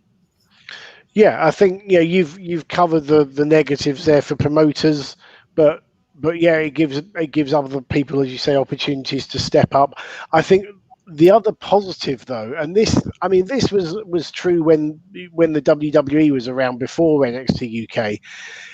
It gives people something to shoot for, because they can see that it's achievable, that you've got these guys who have been working their asses off all around the country for years and years. Someone like Dave, as we were talking about just then, who's now got a contract with a wrestling company. They've got that security. Even during these COVID times, they've got that security. So that means that when someone steps into a ring for the first time in a training school, they've got a feasible and realistic ambition that they can aim for. And if you do, IPW, where I worked at a lot before that folded up at the end of about 12 months ago, one of the people they trained up was Sam Stoker, who is one half of Pretty Deadly. So if that was still going now, if you went into the IPW training school, you would see, this is the place that trained Sam Stoker, who's now there. So that shows that journey from A to B is feasible. When I remember many years ago talking with the late Mark Rollerball Rocco, and I asked him a question about when you were wrestling. He worked for New Japan. He worked all around the world, especially in Europe, independently. He never worked for WWE bar one shot in MSG. But I asked him, what was your ambition? Because it wasn't like you wanted to get to the WWF because you were too small. It wasn't going to happen. And his answer was simply that he wanted to sell out any venue that he was performing at, which is great. Don't get me wrong, but it's not the same as I want to go to the WWE. I want to go to New Japan, whatever it might be. And we've seen through the likes of Drew and Sheamus and the likes of Will Ospreay and Zack in New Japan that that is now possible. The internet has opened the world up, and it doesn't matter where you are in the world, you can still be seen. I think that's right, and I think I don't necessarily have an opinion on how NXT UK has affected the UK, the industry, but I do think I think it's very, very important that whoever you are going into that you need to believe that there's a reason for you doing it. You have to understand that you realise that chances are it'll be a weekend hobby, and if you're really lucky, you might turn into that into a full-time job that makes you a very low amount of money, but at least you can scrape by for a few years. But the idea that you could just be good enough and could just catch someone's eye to get to that next rung of the ladder, and if you're a Pete Dunne, that it gets to there, and then that gets you the NXT UK, gets you to NXT, surely it's only a matter of time before he gets elevated another level.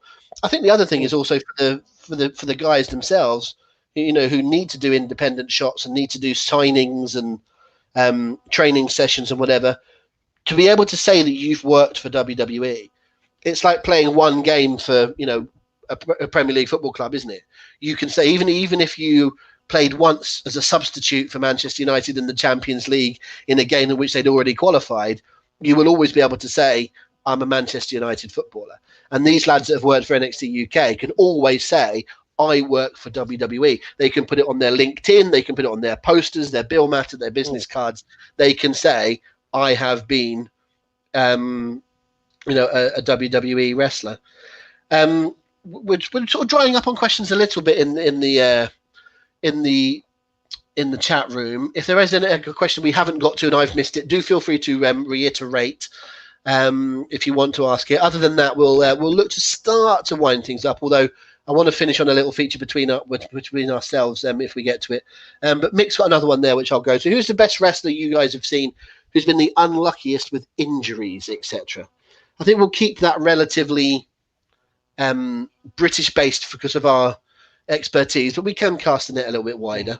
I think in this country, I'd have to say, I think he's just recently announced he's coming back, but Kid Lycos was someone who was very talented. Him and Chris Brooks, one of my favourite current wrestlers. He's doing great in Japan at the moment, but yeah, Kid Lycos seemed to get injured, come back and get injured the next day, and he was terribly unlucky. I think he got usurped a bit by Kid Ask Jeeves and then Kid Google, didn't he? That was the trouble with him. Anyone for you, Chris?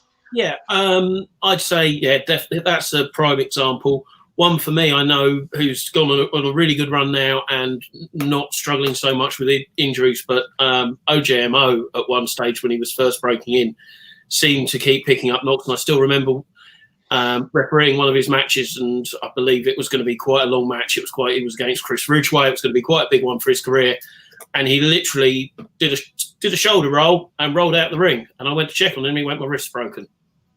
And it was from a roll, and that was it. Oh. So, and he was out for a good few months from that. So that would be an example of someone who was very unlucky at the time. A guy where we were talking, it's not just injuries. I think there are a number of factors, but you talk about Dave Mastiff and Spud, but somebody who would benefit from not picking up so many injuries and being around now would be Jack Storm, who was from that sort of crew, who at the time, he was, to me, the best villain we had in the UK. Absolutely phenomenal guy. I loved arguing with him in the ring all the time. And I'd say more so nowadays. If he was around now, he would be one of those guys, NXT UK and above. Yeah. Also, Stephanie, what's her name? Tegan Knox. She's been terribly unlucky. Did one knee and then did the other knee, and I think she's out on the shelf again at the moment, isn't she? Yeah. I'll throw one in, which is not necessarily any specific injuries, but more the timing of their career. And listen, they've had a really good career, and if you had a career the same as them, you'd be more than happy. But I think it's a little bit of a shame that the first the world really saw of Doug Williams on an international scale was the British Invasion X Division champion Doug Williams in in TNA. And he was good then, but that was just as his injuries were starting to take their toll, I think, on Doug. And he was perhaps just about the wrong side of where he'd been physically. I still think Doug is an unbelievably, criminally underrated in-ring talent. And had that run come along 3 years earlier in his career, I think he'd have set that alight. And in his timing, I don't think Bischoff really got Doug Williams. And whatever anyone says, folks, about TNA around that era, Bischoff was in charge of that company. Not Dixie, not Hogan, not Jarrett. Bischoff was in charge. And I don't think Bischoff got Doug. Well, I think the trouble for Doug was that Vince Russo loved Doug, and that's where he got that big push of the TV title and pinning AJ Styles on pay-per-view. And then when Russo went, and as you say, Bischoff was one of the people in charge, it was all of Russo's guys get rid or demote, and that was Doug. Yeah, Bischoff and Russo was still there, but yeah, you're right. He certainly lost power, and that. He lost power. Yeah. the Bischoff was able to essentially take over. I always thought that was a shame. That was a shame because I felt that it was just everything was all timing with him. It was just. I remember being at let me see. It was one of the Bound for Glories. I think it was 2009. And I interviewed AJ. We did this thing of interviewing people like straight after the show, like they were still in their gear and all sweaty and whatever, and it was like doing an instant interview. So you got they were out of character, but they were still had the adrenaline going through them. So it was quite a cool way of doing the interviews. And I remember doing AJ and saying, you're the champ. Who would you most like to wrestle as the champ? And he said Doug Williams. AJ Styles was a huge Doug Williams fan.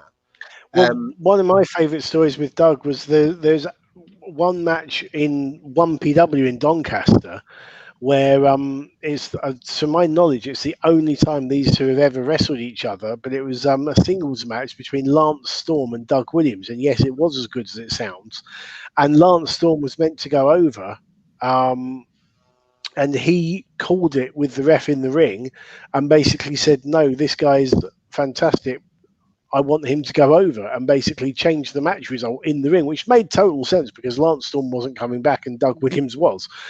So why he was booked to lose in the first place, I don't know, but that's another matter. So yeah, that was just a tremendous match. One of my favourite matches to commentate on. All right, I'll take the next question on then. I'll just move this on a little bit. There's a couple more questions coming in, folks, and we'll get to them if we can. But I want to keep them on a little bit more on topic. Like Matt's asked about the greatest wrestling video game. Will has asked about who's the greatest talker in wrestling that's never got a push they deserve. Good questions, really valid questions, and ones we could get our teeth into.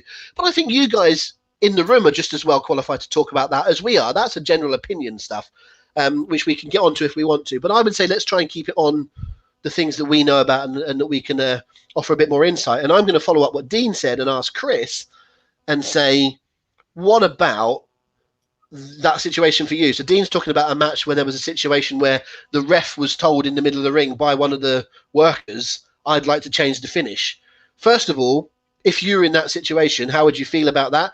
Do you have to try and surreptitiously get the approval of the booker to do that kind of thing? How would you feel about it? Has it happened to you? And maybe you've got one or two other stories about someone getting injured or whatever in the mid-match. Tell us some stories from the position of the zebra. Yeah, I mean, I don't think I've really ever had things completely changed on me in that sense. Taking that example, if Lance Storm is on a show where he's there for one show, he's down to win, and he decides to change it, there's no real need to get that approved, because who would argue backstage that was the case?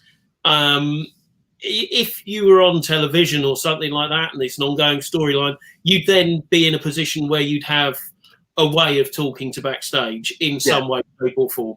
That's not really the case over here. So you just have to try and keep things to how they're meant to be. The most important one on that very often can be trying to keep wrestlers not wrestling for hours and hours on end, as we've seen happen before. But also there was one where I went and asked about an injury, and Dean might have even been there for Sam Slam and John Ryan in Orpington Halls. Yes, I've got a funny story to tell about that, but I'll get on to that. Yeah, they were in a ladder match, all different weapons and everything, and Sam Slam got pushed from the top rope at the top of the ladder over the corner through a table on the outside, and I go to check on him and go, "Are you all right?" He goes, "Yeah, I'm fine." And then he looks at his wrist and goes, "No, I'm not." And he's caught his wrist on the top of the corner post as he's gone over. There's blood everywhere. And I'm going, "Look, we've got to stop this." And he's going, "No, I'm going to finish the match. Get something to take this up."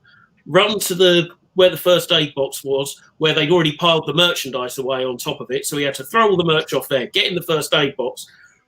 He literally wrapped his wrist up, climbed the ladder, grabbed the belt, went backstage. But that was a bit one of those moments where, as the man in the middle, you were really scared what was actually going on. Now, while all that was happening, now I wasn't working the show, but I'd gone along just for a social visit, I guess.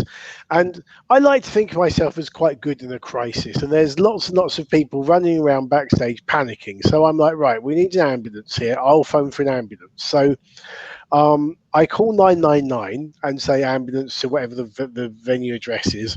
And I said, what's happening? I said, I'm working for a wrestling company. One of our wrestlers has had an accident.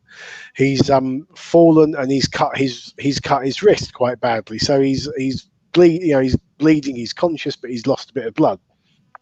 So I then go out of the dressing room, and the back of the dressing room leads onto the main road where the ambulance will be coming from. So I'm kind of looking, and I see the ambulance, and I flag it down. Yep, this is where we are. But as well as the ambulance, there's a police car, and 2 police officers get out, and I'm like, "What are you doing here?" And they said, "Well, we have to come in all of these situations." So what situation?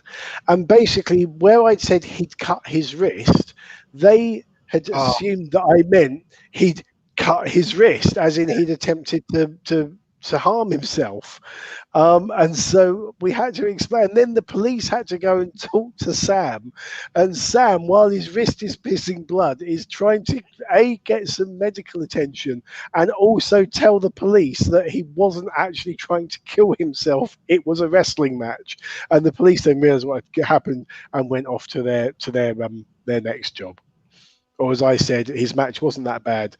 But anyway. Right. Okay. Here's how we're going to finish up, folks. We've got a few general questions, the ones that I mentioned before, that people have asked, which we're going to get to, but we're going to be really, really, really quick fire because they're general questions as opposed to specifics. If any other questions come in during that point, then we'll attend to them. But I'd like to finish on the 3 of us asking each other questions. Is there a question that any of us have always wanted to ask the others, and that's how we'll finish? Okay, so have a think, boys, about questions that you've wanted to ask the other 2. And I'm not talking about personal stuff, filth. Don't get that out of your minds. I'm talking about stuff to do with wrestling. Very quickly. Well, that's that one for Rob out the window, right. Then. Right. I'm not telling you anything that happened to me when I was in prison, Dean, and you had to fill in. Anyway, Matt says, greatest wrestling video game ever. I will basically abstain from this. I'm not much of a video gamer at all. I enjoyed WWE SmackDown too. Yeah, I can't remember the last time I played a game. It must be a good 5 years when I realised that it was actually. It went from being a game that I could play to, hang on, this feels far too complex. So I can't even remember the last time I played. No, I'm not a big video gamer. I do remember there was WCW NWO Revenge, which I was on like the Super Nintendo or one of the Nintendo things, which I didn't have, but a friend of mine had, and I remember that you could that wrestlers had managers and you could attack them, and you could also attack them with weapons and they could bleed.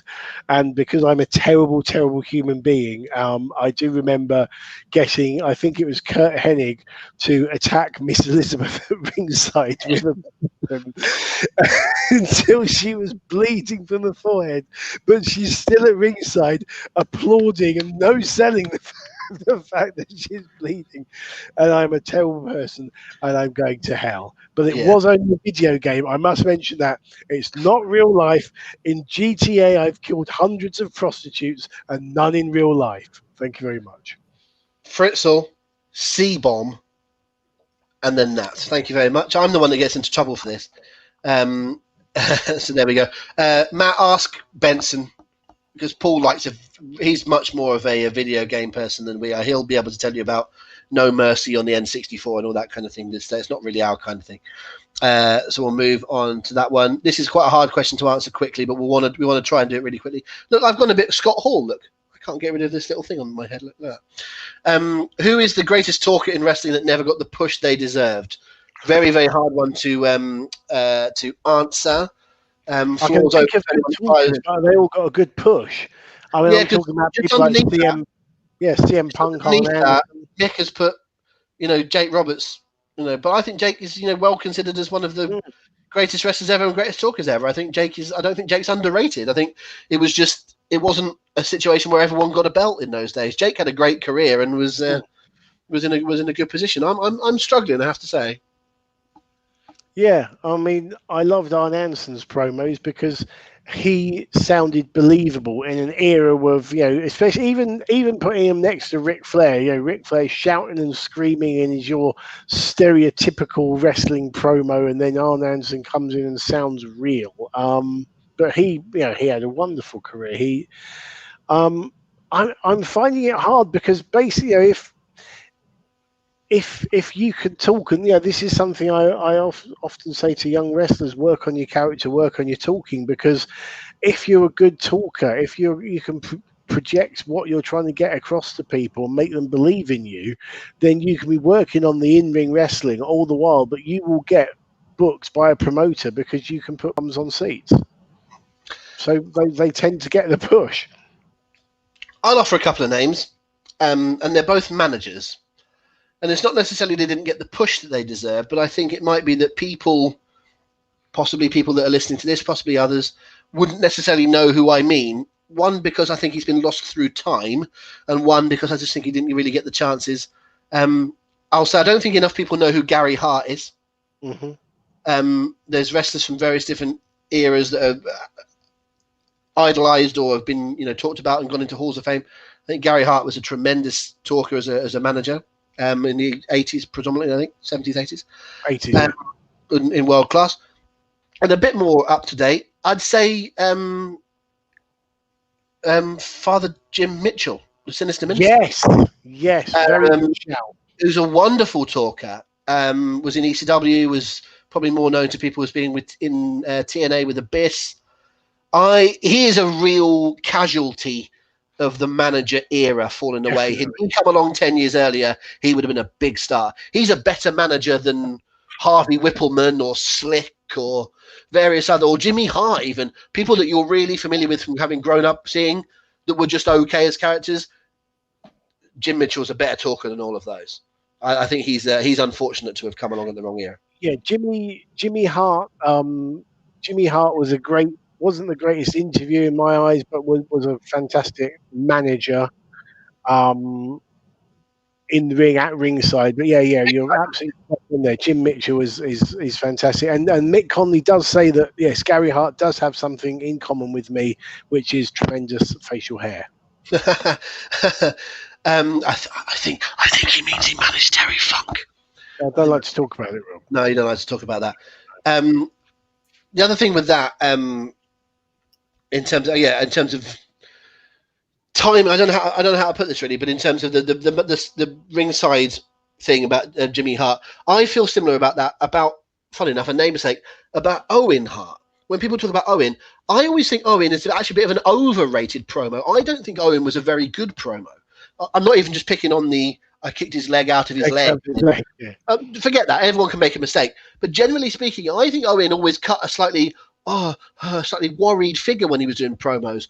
But his character, don't put a microphone in his face, but shouting at the crowd, mannerisms at ringside. He's actually quite a good colour commentator when he's in character. The character of Owen Hart as a heel, amazing. The promo, no, I think really overrated, actually. Just not the way that wasn't the way to highlight him. Doesn't mean to say I don't think he was tremendous at what he did. Chris, anything to add on this topic about the talkers? No, I think if it's a topic about talking, it's certainly one for you two. Good answer, my friend. We were just talking about that incident before with the cut wrist and the ambulance call. Just to put a little bow on that, there's a comment going on the bottom of the screen. Mrs. Hatch at BritResPix, I believe, on Twitter, says that Sam then called her into the ambulance to take a picture of him in the back of the ambulance. That's a worker, folks. Doesn't matter how injured you are, you get a picture taken of the gore. That's grip in one arm, thumbs up with the other. Brilliant. And then you get a shark like Sarah who sniffs blood and wants to take a picture of it. Awful, appalling woman. Chris has done a great job of putting up with that over the years. There's someone who asked a question about corpsing in the ring, and I suppose that's something I could ask Chris about. Is like, are there? Oh, there you go. Yeah, are there wrestlers that have made you just piss yourself laughing and lose great character? I'm always looking at the screen. Chris Higgins says, "What's the most ridiculous bout of corpsing you've seen at a live show?" I've got nothing to add to that, but you've obviously got a story. I do have one story for that. I did a little show in London very early on in what I was doing, and there was a 9-man elimination match, I believe. And so all the wrestlers are on the apron, and there was one of the guys reaching in for a tag, and then he just disappeared as he fell backwards off the apron, to which everyone stopped, everyone laughs, and there was a he fell over charm. So I think that goes one step beyond corpsing, but yeah, that's probably quite a good example. I do remember doing a match in Worthing. I think it was I was managing Danny Garnell against Jace the Ace, who's a good friend of both of ours. And Jace's finishing move was a top rope leg drop. And he does a tremendous top rope. I mean, Bobby Eaton does the best top rope leg drop in the world, but Jace was a reasonably close second. And yeah, it was his first match back from injury, and he said, "Oh, I'm a bit rusty." And I think he said in the dressing room, like, "Oh, I hope I don't lose my balance going up top." And so we're all set up for the top rope leg drop, and he gets up to the top, stands up, and then basically then loses his balance and jumps backwards to the floor, and thankfully lands on his feet. And I've got to basically stay in character, keep Danny down, but make it look realistic. And I'm also checking that my mate is all right and hasn't like broken his neck or something. And yeah, we then sort of just worked the spot in again a little bit later on. But yeah, I do remember that. Or we'd in Hammerlock where we'd have a match where a bunch of us would travel together. There'd be me, Mike the ref, Justin Richards, and Adam Muscles Mansfield. And there was a match, I think, between Justin and Adam with Mike refereeing and me ring announcing.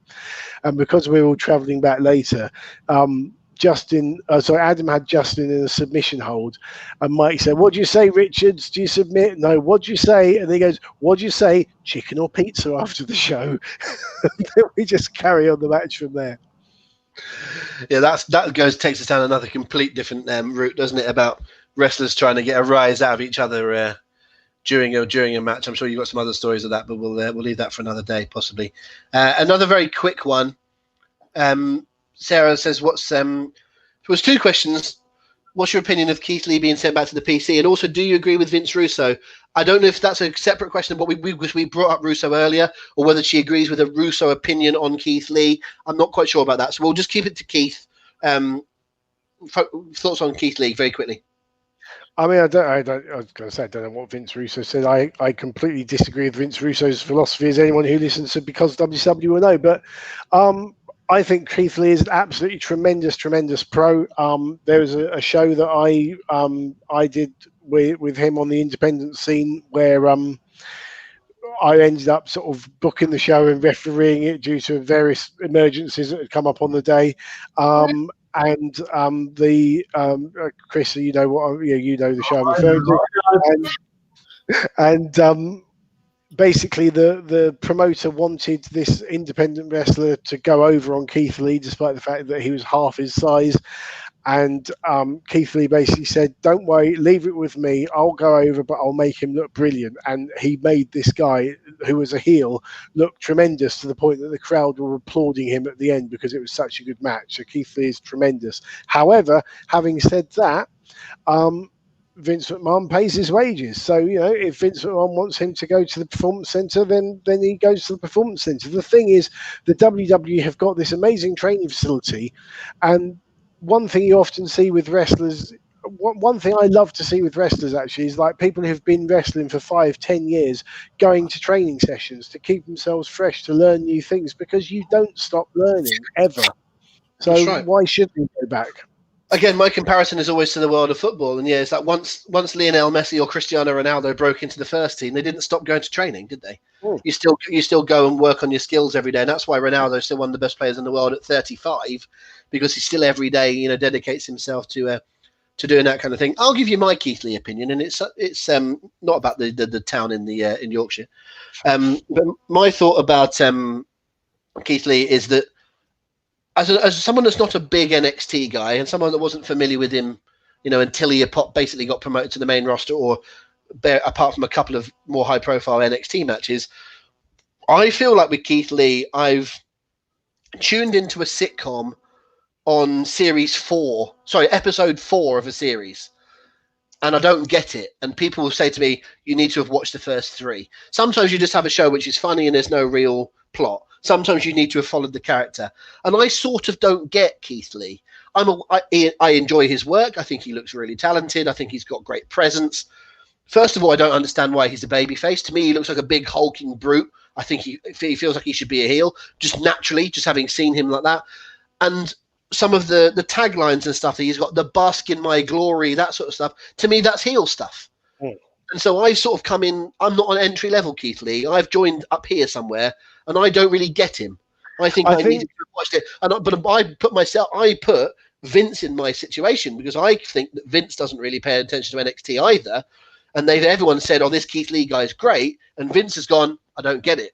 Because I think he probably needs to have seen episodes 1, 2, and 3. And I don't think Vince watches episodes 1, 2, and 3. I think, all of that stuff that you're talking about is all kind of tempered by that big smile of his, and it's kind of the whole basketball glory and all that. It's tongue in cheek. However, there is definitely scope for a heel turn at some point, but I think you need to have him beloved by everyone before you turn him heel. No, I think it's I can understand that, but I'm not defending the position. I'm not saying it's right or wrong, because I am not informed enough to do that, because I haven't watched his career all the way through. But what I am saying is I can sort of understand someone who is late to the party going, this guy doesn't really get it. Send him back to the PC and learn a new hold. I understand that, yeah. Chris, anything else before we move on? I do wonder if it's he's at a certain level and they want to push him up to a new level. And is he going to get that from being on TV, or do we want him to go back to the PC to get this specific thing?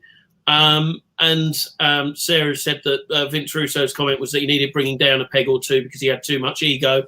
Anyone who's done the journey from Bristol to London in the back of a Hyundai i10, there's not too much ego there.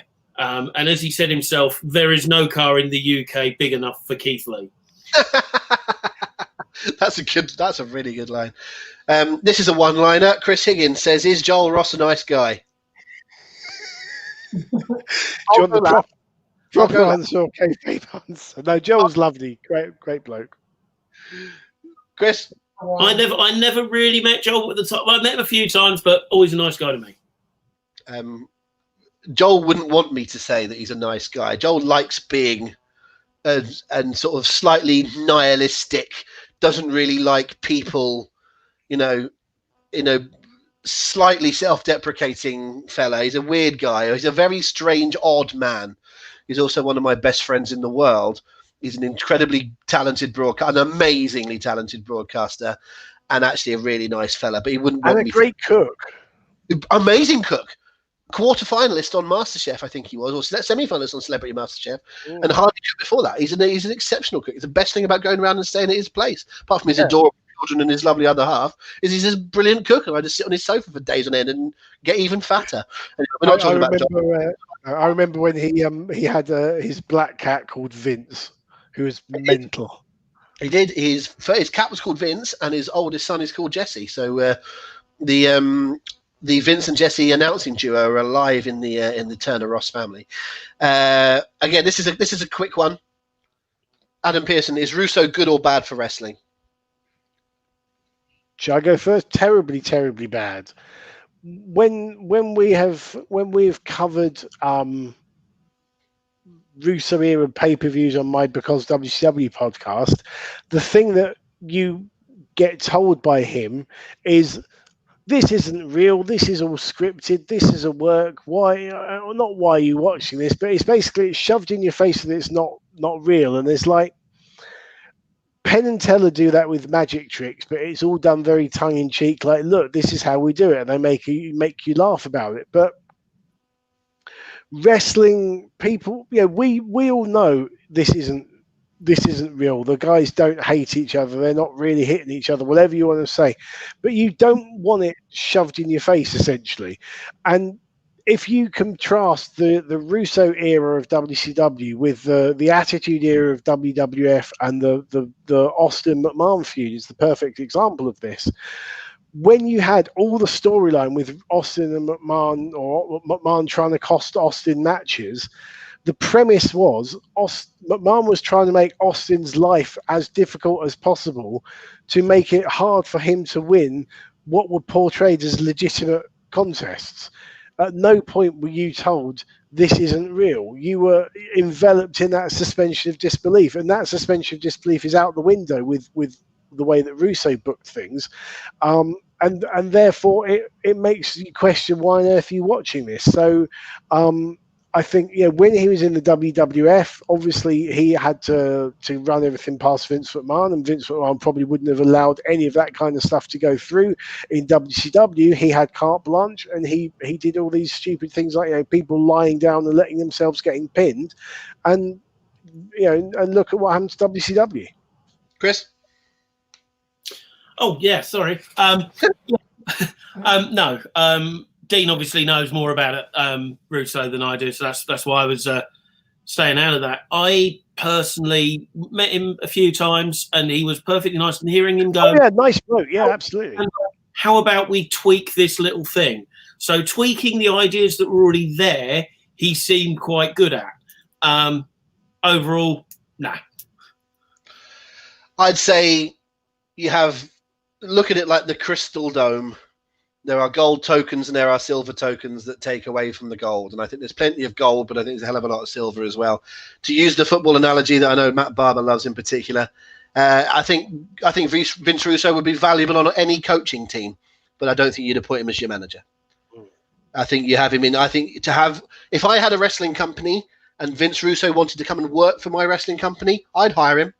I'd have him on my team, but he wouldn't get the final say-so on anything. I think that would be the thing. I think he's a very valuable mind, and he would be one of several people who you could listen to.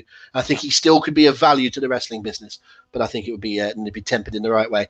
Speaking of which, this is the last one we're going to take from the room before we just do a couple slightly self-indulgently amongst ourselves. But Jack's asked this a couple of times. It's a good question. He's been patient about it. What are your words of wisdom for those starting a promotion? Things to avoid or little details you should really consider? Well, I would avoid starting a wrestling promotion. Aside from that, I'll start with a couple, right? One, and bear in mind, none of us have ever started our own ones, so I don't believe we have anyway, unless you two have got a revelation for me. Nope. But I've been around people who have started up and failed, and I've been around people who have started up and been successful. First of all, it's a little bit like if you were going horse racing for the day and there's 6 races and you decide that you'll have a £5 per race and you'll spend 30 quid.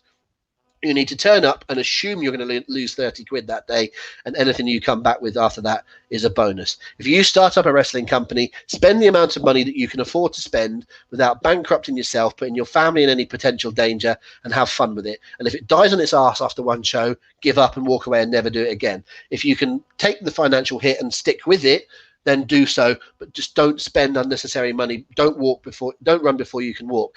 But secondly, and most importantly, work out why you are doing it. And I mean in terms of an audience. There are way too many wrestling promoters and promotions that promote wrestling because they just want to promote wrestling. There is no wrestling. There is no sports entertainment. There is a show that you want to do. Don't write a sitcom. Write a sitcom about that and make it specific and make it aimed at BBC 2, or make it aimed at Channel 4, or make it aimed at Netflix, or make it aimed at 10 o'clock at night or 7 o'clock, or for kids or for adults. Someone didn't set out to write The Office the same way that someone set out to write Mrs. Brown's Boys. They're different. They're different audiences, and wrestling should be for different audiences. It's the worst thing that happened to TNA wrestling is that they did not look at the fact that they could make an audience out of the people that didn't want to watch WWE anymore. And the reason that AEW are gaining a little bit of momentum is because they understand that there are people pissed off with WWE and that they can offer something different. WWE fans will say that AEW is full of flips and stupid whatever, and AEW fans will say that WWE is full of childish characters and PG rubbish. They're both right, they're both wrong. But the point is, if you're going to do it, make an idea, make an ethos, make some rules within a little universe, and then employ Chris Hatch. Chris, your opinion. Yeah, well, I'm going to keep this very short because I could go into this for hours and hours on end, and I'm sure I will at some point now. Expect it to take a lot more of your time than you think, and expect to be asked a lot of questions that you don't think you'd ever be asked, because the amount of times you'll speak to wrestlers, venues, ring hire, all the odds, all the different elements, you'll always get questions back that you weren't expecting. And you'll have to answer some ones that you won't expect and are really important, and also some that you think, why am I even being asked this? But it's part of the process. It's part of what you have to go through. What's the weirdest question you've ever been asked then, or the stupidest question, or whatever you want to word it as? Okay, so this one is actually on a show day where I was helping out on the door. And we said, right, okay, your ticket is for the second row. So, yeah, and it's not allocated, so you can sit anywhere in the second row. The question back was, where is the second row? And that comes along.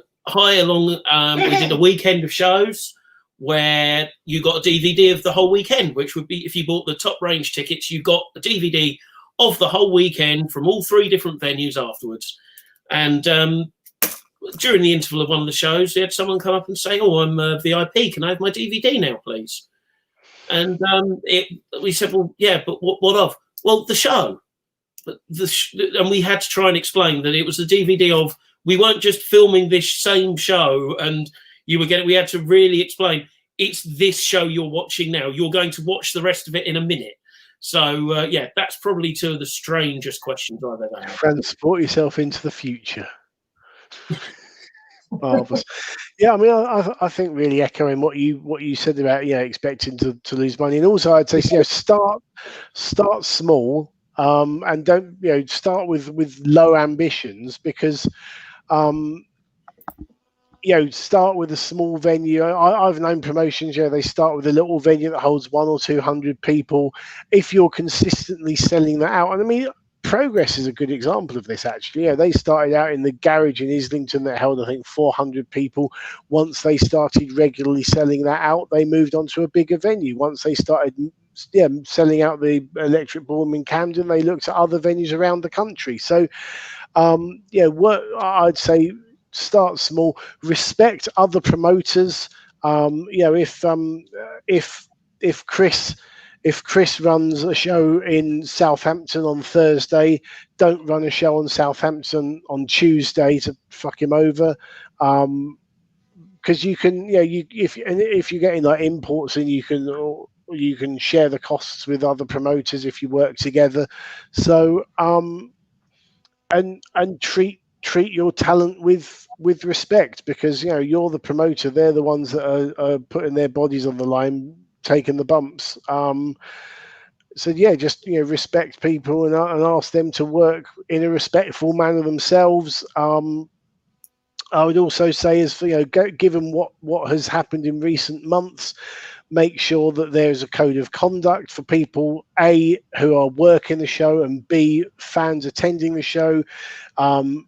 Make sure that there's a place that anyone in attendance who feels in any way unsafe, that they've got somewhere to go to. I mean, for example, one thing I want to do when we start shows up again is that I would like, at the commentary desk, I want there to be an empty chair next to us, and anyone who feels unsafe for any reason can come and sit on that chair. And if someone sits there, we know there's a problem, we can get someone to come speak to them.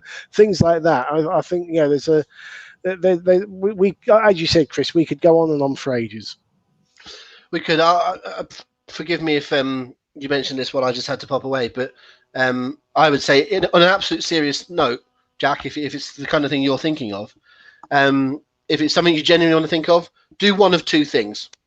Either A, gather all the money that you can afford, all the money that your mates can afford, and spunk it on one unbelievable night of great fun wrestling action as a one-off, and lose the money and have a great memory, or go to work in wrestling on a voluntary basis for the next 3 years and learn.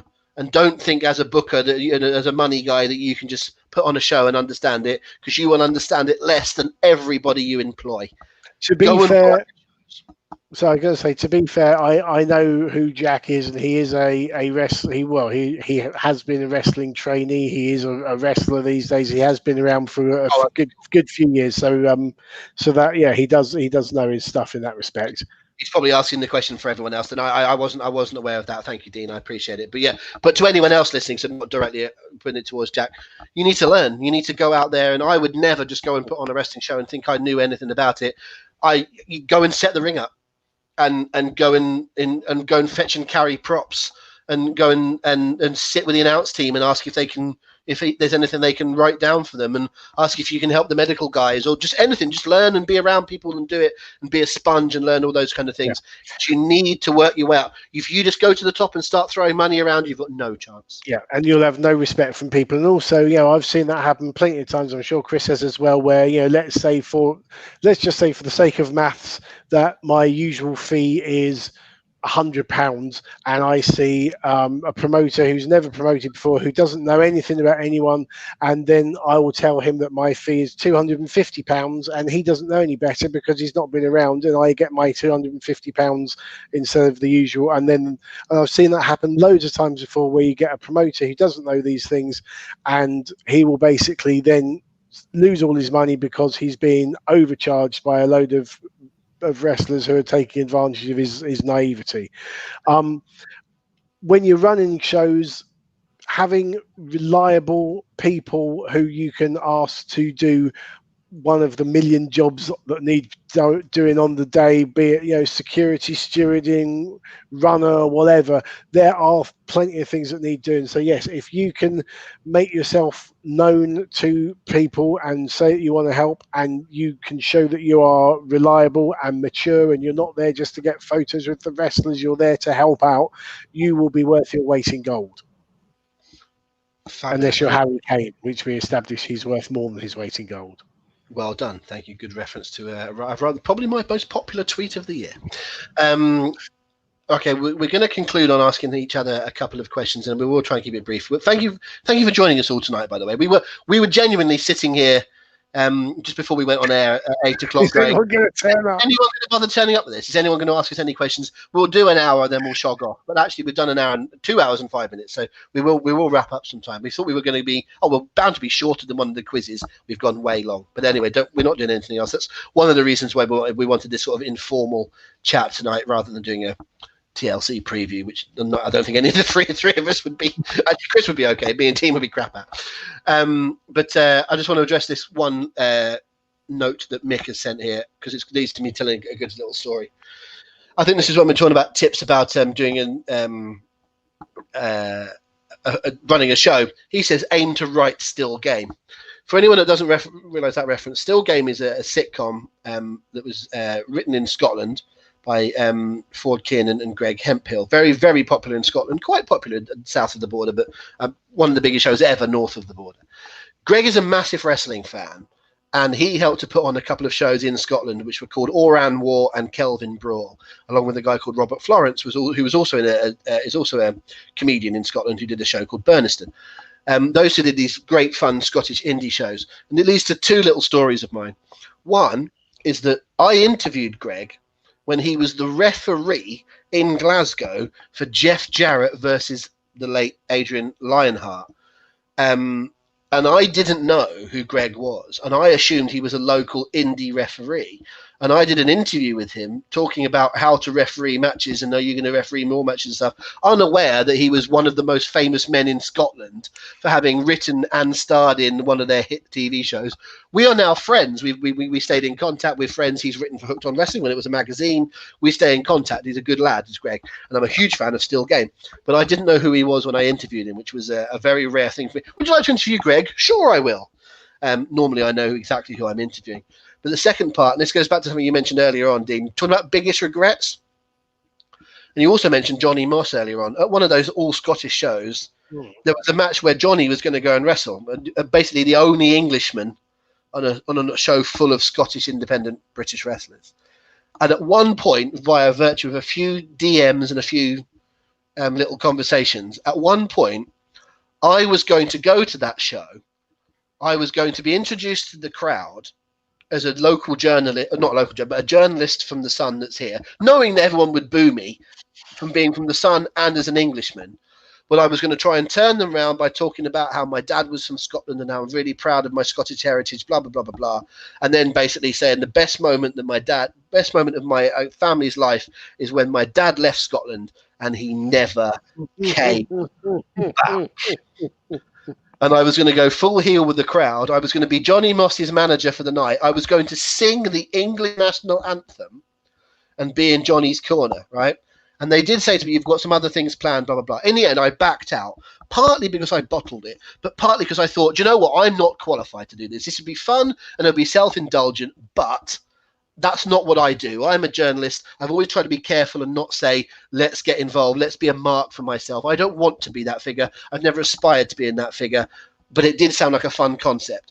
I backed out. I still think it was the right thing to do, was to back out. However, when I watched clips from the show, it turned out that former Scottish, I think, world heavyweight champion, but certainly a very, very successful boxing, not heavyweight, but middleweight champion, I think, Jim Watt, one of the most successful Scottish boxers ever, appeared on that show, was the special referee, and chinned Johnny Moss as part of that match. Essentially, had I been part of that, I would have got chinned by Jim Watt in the role that I was going to be doing. Oh, that's brilliant. And I never ended up doing it. Jim Watt has been in Still Game, by the way. He's the boxer that runs the gym that two other characters in the show are fighting over his daughter, if you've seen Still Game. But I could have been kayfabe chinned, or maybe he might have just smacked me. I don't know. He might have not have even worked. But I could have been chinned by Jim Watt on an independent show in Glasgow, is my nearly claim to fame. That's the story I've been... He was world champion, by the way. I think he was a world champion, was he? Yeah, he was. I think, middleweight, lightweight, something like that. But yeah, he was a former world champion, Jim Watt. And then he was best known in my generation as the co-commentator or the colour commentator on ITV Boxing, and then went over to Sky, I think. But cool. I'm just reading some comments. Yeah, we've obviously got some fans of the show. Some people saying about how Still Game and Burnaston are great shows. They really are. Yeah. Right, we're going to wrap up. Sorry, we're going to wrap up. Go on, Dean. No, I was just going to say, I don't know if we were talking about our regrets and not having done things. Go on. We can tell stories. Go on. I was going to say, I suppose my regret was because when you said Johnny Moss, it triggered my memory that Johnny Moss, because I've known Johnny since day one. He used to get wrestling tapes off me before he became a wrestler, and then I arranged for him to go to a Hammerlock summer training camp, and it all went from there. And he ended up moving down to Kent for a bit, and that's how he started in the wrestling business. So, we're still in touch. He's always remembered that, and he actually put my name forward as a commentator for the World of Sport Wrestling. I got before obviously anything was made public. I just got this phone call out of the blue from a guy whose name I can't remember now, but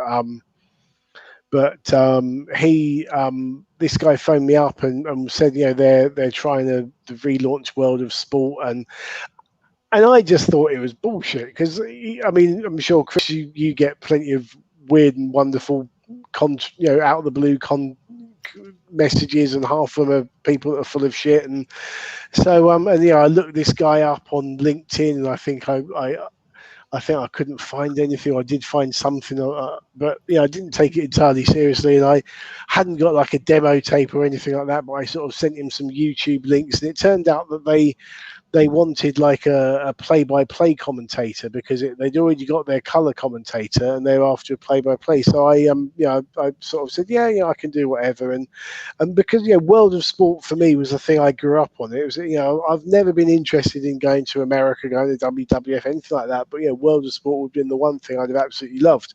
I then just got a message back saying thanks but no thanks, and they rather than me, they hired some bloke, never heard of him, Jim Ross.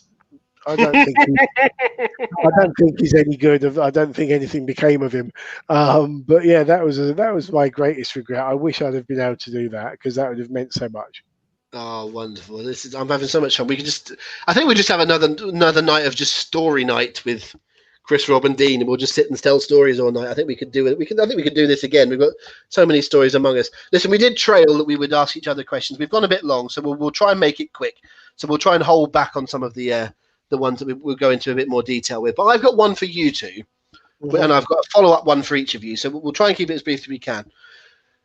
Chris, you've gone down the route of announcing, refereeing, Dean, managing, commentating. Basically, every job that you can do on screen within wrestling, apart from getting in the ring yourselves.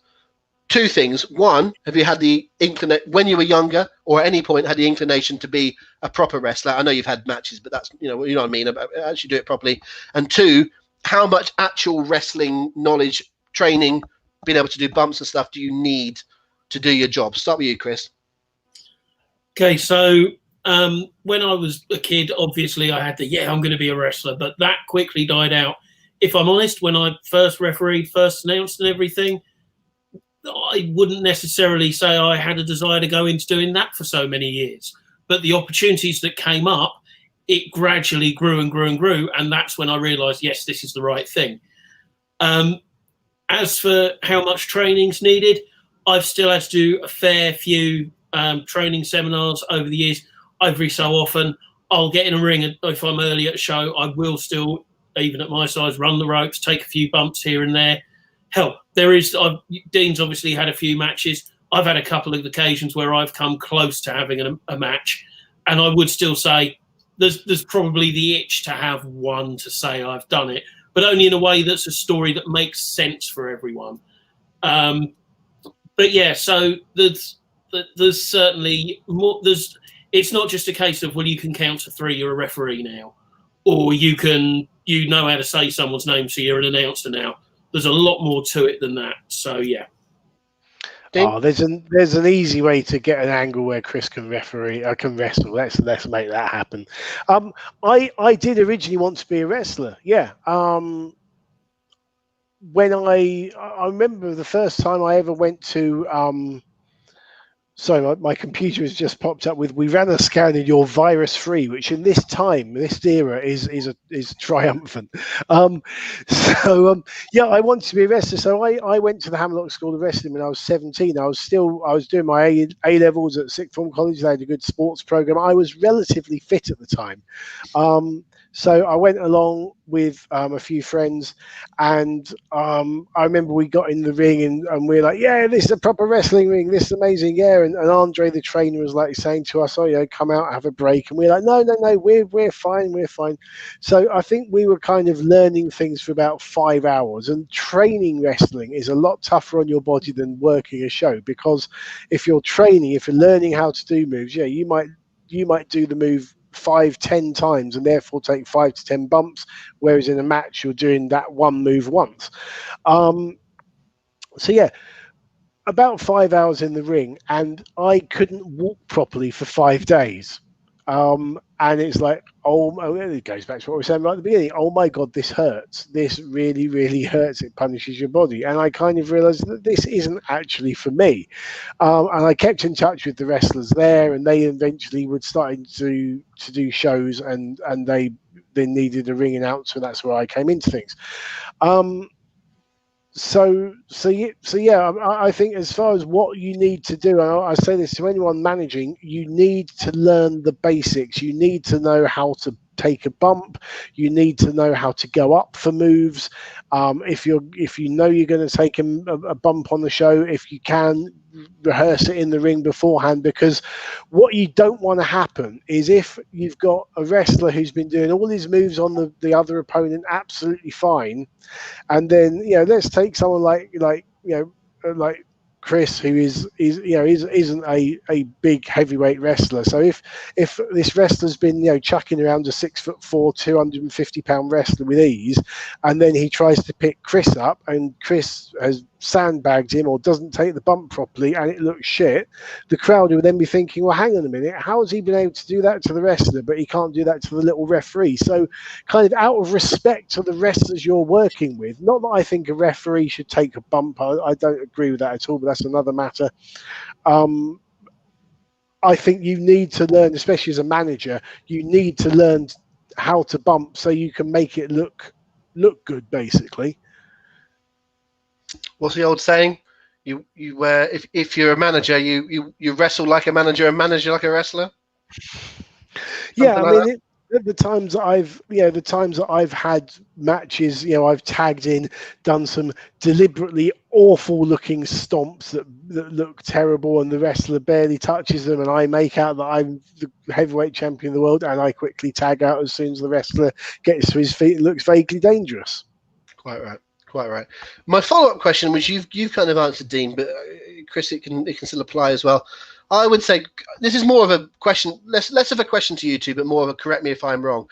There will be people out there that have aspired to be a wrestler, but there is a point that comes to us all where we realise we're not going to be a professional footballer, we're not going to be a professional actor, we're not going to be a professional wrestler, whatever it is. But you still might want to get involved in the wrestling industry, and you two guys are living proof that if people want to, they can do. If they're diligent and work hard and learn everything, there are ways in, aren't there? Even if you're never going to be a good wrestler, you've not got the physique, you've not got the the physical prowess, the talent, and whatever. But I would suggest that if anyone is ever interested, indie wrestling companies near you will need help. They will need people to assist, and that is from literally getting Sharpies and hand sanitizer for people that are signing stuff, to helping to put the ring up, to put the chairs out, to put posters around the local area. Start with that and then build up and be around the shows, and you'll get more and more trusted. And at some point, someone won't turn up.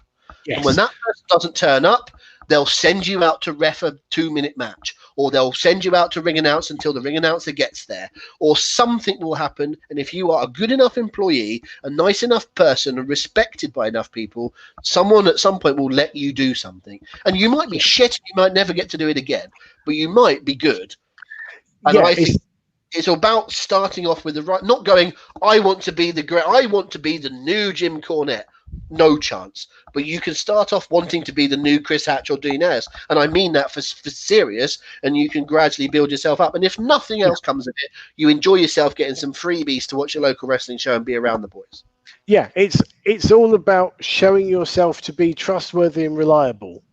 And as you said, whether it's someone doesn't turn up, or whether it's just that actually there's a new job that needs doing, you will be asked to do it. And do you know, even if you think about Shane and Stephanie McMahon, who obviously grew up being the kids of the owner of the promotion, so they had no worries in getting a job. Shane started off as a referee. Stephanie started off modelling T-shirts for the merchandise catalogue for the kids wear. They were all given low ranking jobs to work their way up from. So and they had to prove themselves to be reliable and trustworthy there. I always think it's fun if you watch like WrestleMania 8 and Miss Elizabeth struts to ringside during Flair versus Savage, and Shane comes there. Shane's one of the guys in a suit going, "No, stop, go back." And it's like you often see Shane pop up in different places. I've always been Chris. Sorry, I was just going to say, Chris, how? I mean, I guess you're saying we're going to ask questions of each other, but I don't actually know. How did you get started in wrestling? So this is the. I've done a couple of training sessions. I've done a little bit of writing for a local a website at the time, and then one time I was taking pictures from ringside, and the guys from the website went, "Oh, we're not going to be at the next one. We need someone at ringside to take photos." That was it. I was ringside taking pictures at the next show. Then a few months later, I think it was, I get a phone call saying the referee's dropped out of a show tomorrow, and we asked somebody else who said you might be interested. And obviously I had a little bit of training under my belt, so I knew a bit of what was going on. And they went, "Look, it's only a small show. You're going to be thrown in the deep end, but off you go and have a go at it." And that was it. From that show, just literally took it off from there. And of course, two people who famously started as photographers, Paul Lee Dangerously and Jim Cornette, or Paul Heyman and Jim Cornette. Not done bad themselves, have they? No. Well, you are basically the same man. I've heard that said on the Pritchard show, but I've heard that for years. They are essentially the exact same individual, and it's ironic that they hate one another. I will give one, just to go back to the example of being ready, being around the business. I turned up to one show one time expecting to announce. Referee gets stuck in traffic. I've got my ref shirt with me, and there's someone in the crowd who's announced a few shows. So that guy, have you got your suit with you? We need you to announce the show. Always carry your gear. Great night for me. I refereed the first 2 matches, and they were going, well, you should switch to announcing now. I went, no. It makes sense for him to carry on doing the rest of the show. I had the rest of the night off. Magic stuff. I'd years ago I floated the idea a couple of times about trying to do like a little series of articles. I used to long self-indulgent story, but I'll keep it brief. I used to write for a football website called Football 365, which is still going strong, and I used to write about refereeing. I qualified as a referee, and I learned about that, and I used to write about refereeing issues on the website. And taking that into wrestling, I wanted to write a series of articles about learning to be a ref, and I tried to get that sorted in terms of, how do I go and learn to be a referee and referee some independent wrestling things, and it never got sorted. I wanted to do it for Fighting Spirit, and it never really came up. But the more that's gone on over the years, I look back and go, I'm not sure I'd like being a ref. I think that's a hard job, I don't think I'd fancy doing that.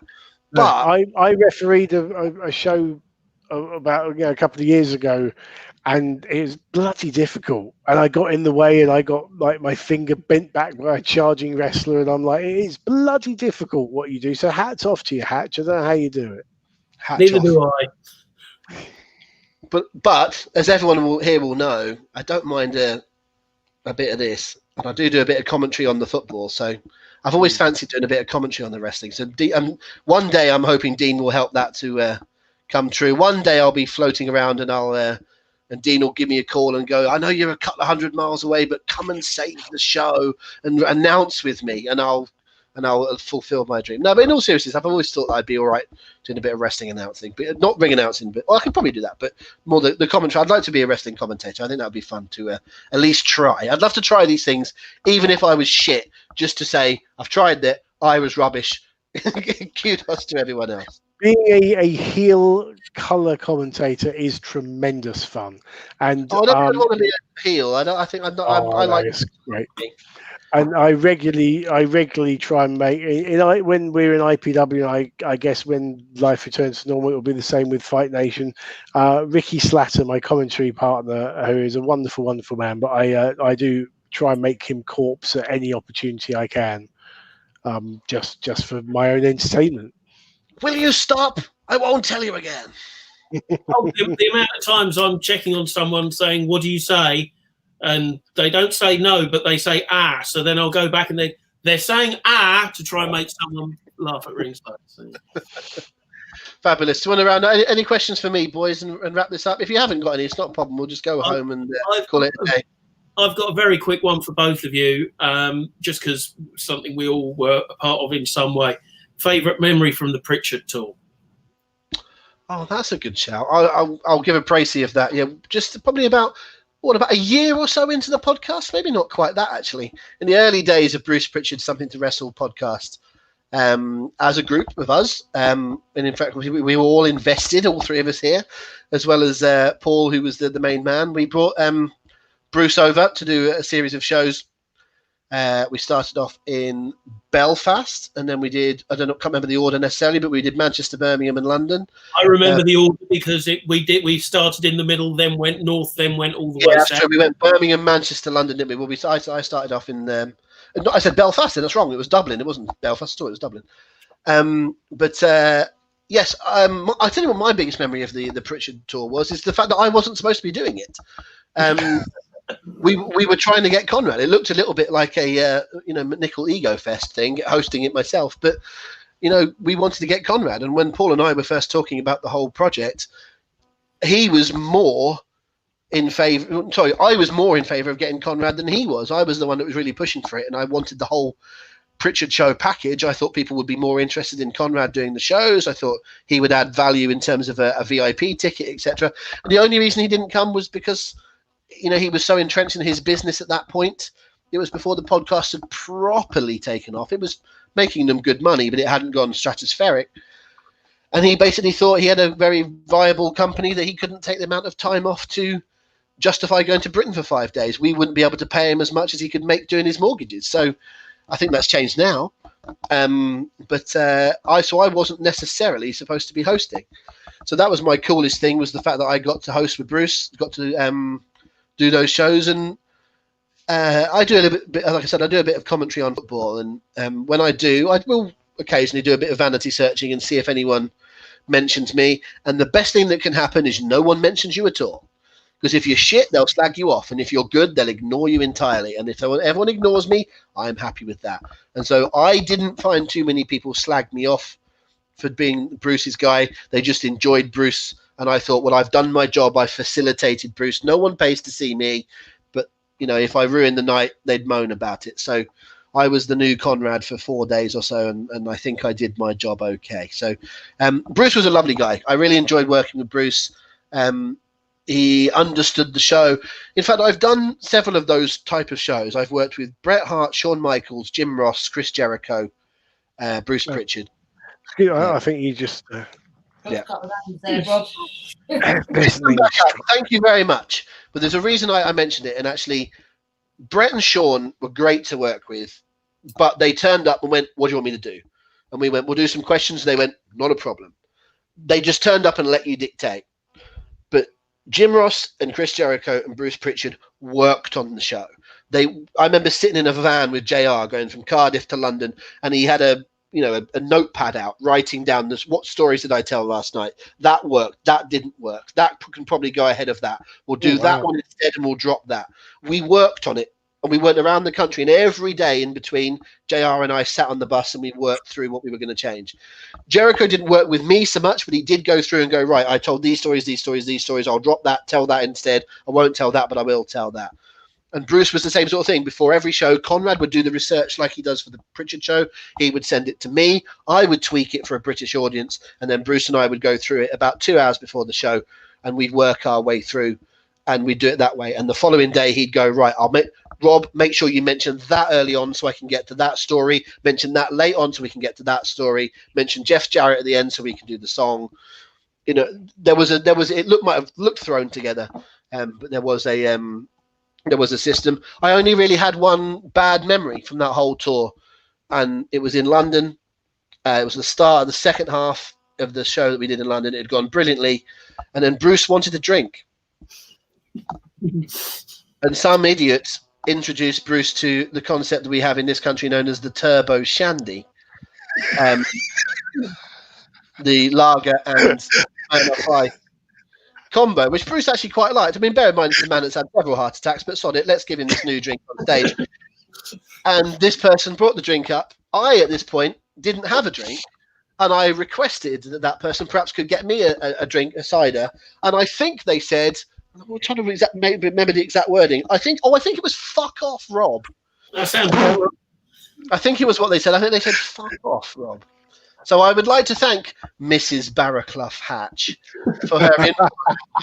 You're a shit comrade. You're a shit comrade. Started a feud that goes on to this day. She's an appalling harridan, and I don't know how Chris manages. The man kept in great standard of living. That's all I can say. You're just a shit Conrad Thompson. Shit Conrad Thompson. Thank you, guys. Go on, Dean, follow that. Oh, no, I just remember the two things. I mean, I went to the London leg, but the two things I remember was feeling immensely proud. And this is, I guess, something you do all the time, Rob, in your line of work. But we worked on the program together, and I just remember feeling immensely proud that we had all these programs lined up and looking at people buying them and knowing that they're buying something I'd helped to create. Or he's disappeared now. And the other thing I think was just basically, ladies and gentlemen, if Paul Benson ever offers to take you on a night out, don't say yes, because you will be dead for the next week. I don't know. Yeah, there you go. I don't know how he does it, but basically Paul Benson is the Ric Flair of British wrestling in that he can just drink for hours and then get up and be at the gym at 10 o'clock the next day. Yeah, well, we can. Oh, there's my name. Yes. I just remember we went to some venue, some club in London after the show, and I just remember going downstairs to some basement where I think Paul Benson kept buying me Jack Daniels and Cokes, and I got hideously drunk and told everyone why I love the wrestling business so much, and It's the only thing I've ever been good at in my life, and now I've got to go and be sick in the toilet. That's about all I remember, really. I haven't read this program for ages. It's actually very, very good, isn't it? That's because I helped write it, Rob. Brother Love's Most Memorable Moments by Dean Ayass. There you go. And then we discovered that he didn't really want to focus too much on the Brother Love stuff, but we did the program by then and designed the entire logo around Brother Love. Just happens, yes, indeed, and the shirts that we've got and everything. Good question, Chris, because that's a lovely avenue to telling little stories. Unless Dean has anything absolutely pressing he wants to ask. No, I asked Chris how he got into the wrestling business, and any question that I'd ask you would be absolutely unbroadcastable, Rob. Probably so. Right, thank you, boys. That was really I've really enjoyed doing this. Hopefully everyone's enjoyed listening to a few stories. Going back to the very, very top of the show, we didn't want to do another quiz. It felt like we kind of hit a denouement for the quiz last week. There was no point just following up with a little quiz. But we will be back basically the first Sunday in the new year, which is, what is that? Is that the second? I believe the third. Is it the third? Whatever it is. Yes, it's the third. Yes, it's the third. So we'll be back on Sunday, January the 3rd. So you have next week as a hooked on-less Sunday. But starting from the 3rd of January, we'll be back on a Sunday night as per normal with the wrestling quiz, unless Paul dictates otherwise. So. I'm sorry, I'm just looking. Dean Ayass, can you share the Neidhart story about the nightclub? Oh, God, Adam Mansfield is on. Right, go on, so very quickly. This is the curtain call. We've been off. We've taken a bow. We've come back on. This is the encore. This is it now. Go. Yeah, so basically, we had Jim Neidhart coming for a tour with Hamlock Wrestling in the end of '96, and me and Doug Williams were given the job. I always travelled with Doug. I didn't drive at the time, and so we were given the task of picking him up from a hotel he was being put up in Ashford in Kent, and then driving him to the shows and taking him back to Ashford. So one thing Andre, the promoter, said to us was there was a nightclub about a 5-minute walk down the road from the hotel, and Jim Neidhart obviously had a reputation, shall we say. So Andre said to us, whatever you do, don't tell him about the nightclub. We don't want him going out. We want him to be in a fit state to perform the next night. We're like, okay. So on the first night, Jim asks us, what's there to do in the evening round here? And we're like, well, there's a few pubs in the town centre. Any nightclubs? Well, don't really know, Jim. We don't live round here at all, so I'm not sure. And we just played dumb. So the second night we pick him up, and oh yeah, how's your evening, Jim? And he's like, oh yeah, I found this nightclub down the road. I'm like, oh God. And he'd basically asked it was a hotel pub, so he'd asked the landlord of the pub, who told him about this nightclub, and he'd gone down there, and then he'd gone down there, bear in mind, wearing a tracksuit. Nothing underneath the tracksuit top either. And this, I mean, I don't go to nightclubs now, I'm too old, but this was the time where you couldn't wear tracksuits, you couldn't wear trainers even to a nightclub, you had to wear proper shoes. And it just happened that the guy on the door was a bloke called Nick, who we knew because he used to train at Hamlock Wrestling. He sort of did a few shows. So he was a huge wrestling fan, recognises Jim Neidhart and ushers him into the club. But Jim being Jim, he was able to drink all night and be right as rain the next day and carry on wrestling. So the final night, the whole roster went down to the nightclub with him to give him a send-off. Lovely stuff. Now, see, you told that now, and that's made me think of 3 stories. One about drinking with him, one about going to that show with them, and it's we will be here literally forever. But that is our encore. We'll call it a night there. As Mick has just said, Merry Christmas, fellas. Dean, let me be on the WCW podcast, please. That's something for Dean to sort out, but you can listen to, because WCW is Dean and Liam's hit podcast on the Hooked on Wrestling Podcast Network. And Chris, are you on TLC duty? I believe I will be at this stage. I know there's been a couple of news items that other members of staff have put up while we've been on air. So, yeah, I'm imagining I'm going to be up for the next few hours. So hookedonwrestling.co.uk if you are following live with the TLC pay-per-view tonight, or if you want to look first thing in the morning before you go to work, or before you start shielding, before you start huddling up in the fetal position and crying about the horrendous state of the world. But we hopefully have taken your mind off it for at least the last 2 hours, 39 minutes and 11 seconds. And indeed have done so for the rest of the last year. Crikey, it's a long, long time ago since we started these Sunday night things for the 5 or 6 weeks that we were all going to be locked in, and then everything would get back to normal. Yeah, okay, but we'll carry on doing it as long as we're enjoying it, and as long as you guys keep on coming back. So thank you for being part of tonight. Thank you for being part of the Sundays for the whole year.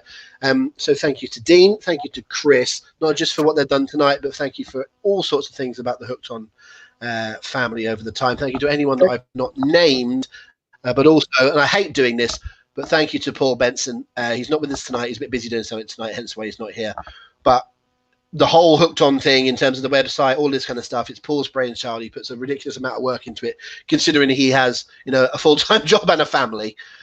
He does fantastic. So well done, mate, even though I do bust his balls every now and again. And thanks to you, Rob. Thanks to you, Chris. Thanks to Mr. Benson. And, of course, the fourth tier of all of that is the people who come and watch and join in with this, because like I rambled on last week. You've given me and Chris an outlet at a time when we got no shows, and we really appreciate that. So have a safe, healthy Christmas, and here's 2021 being a bit better than 2020, because it has been a bit shit.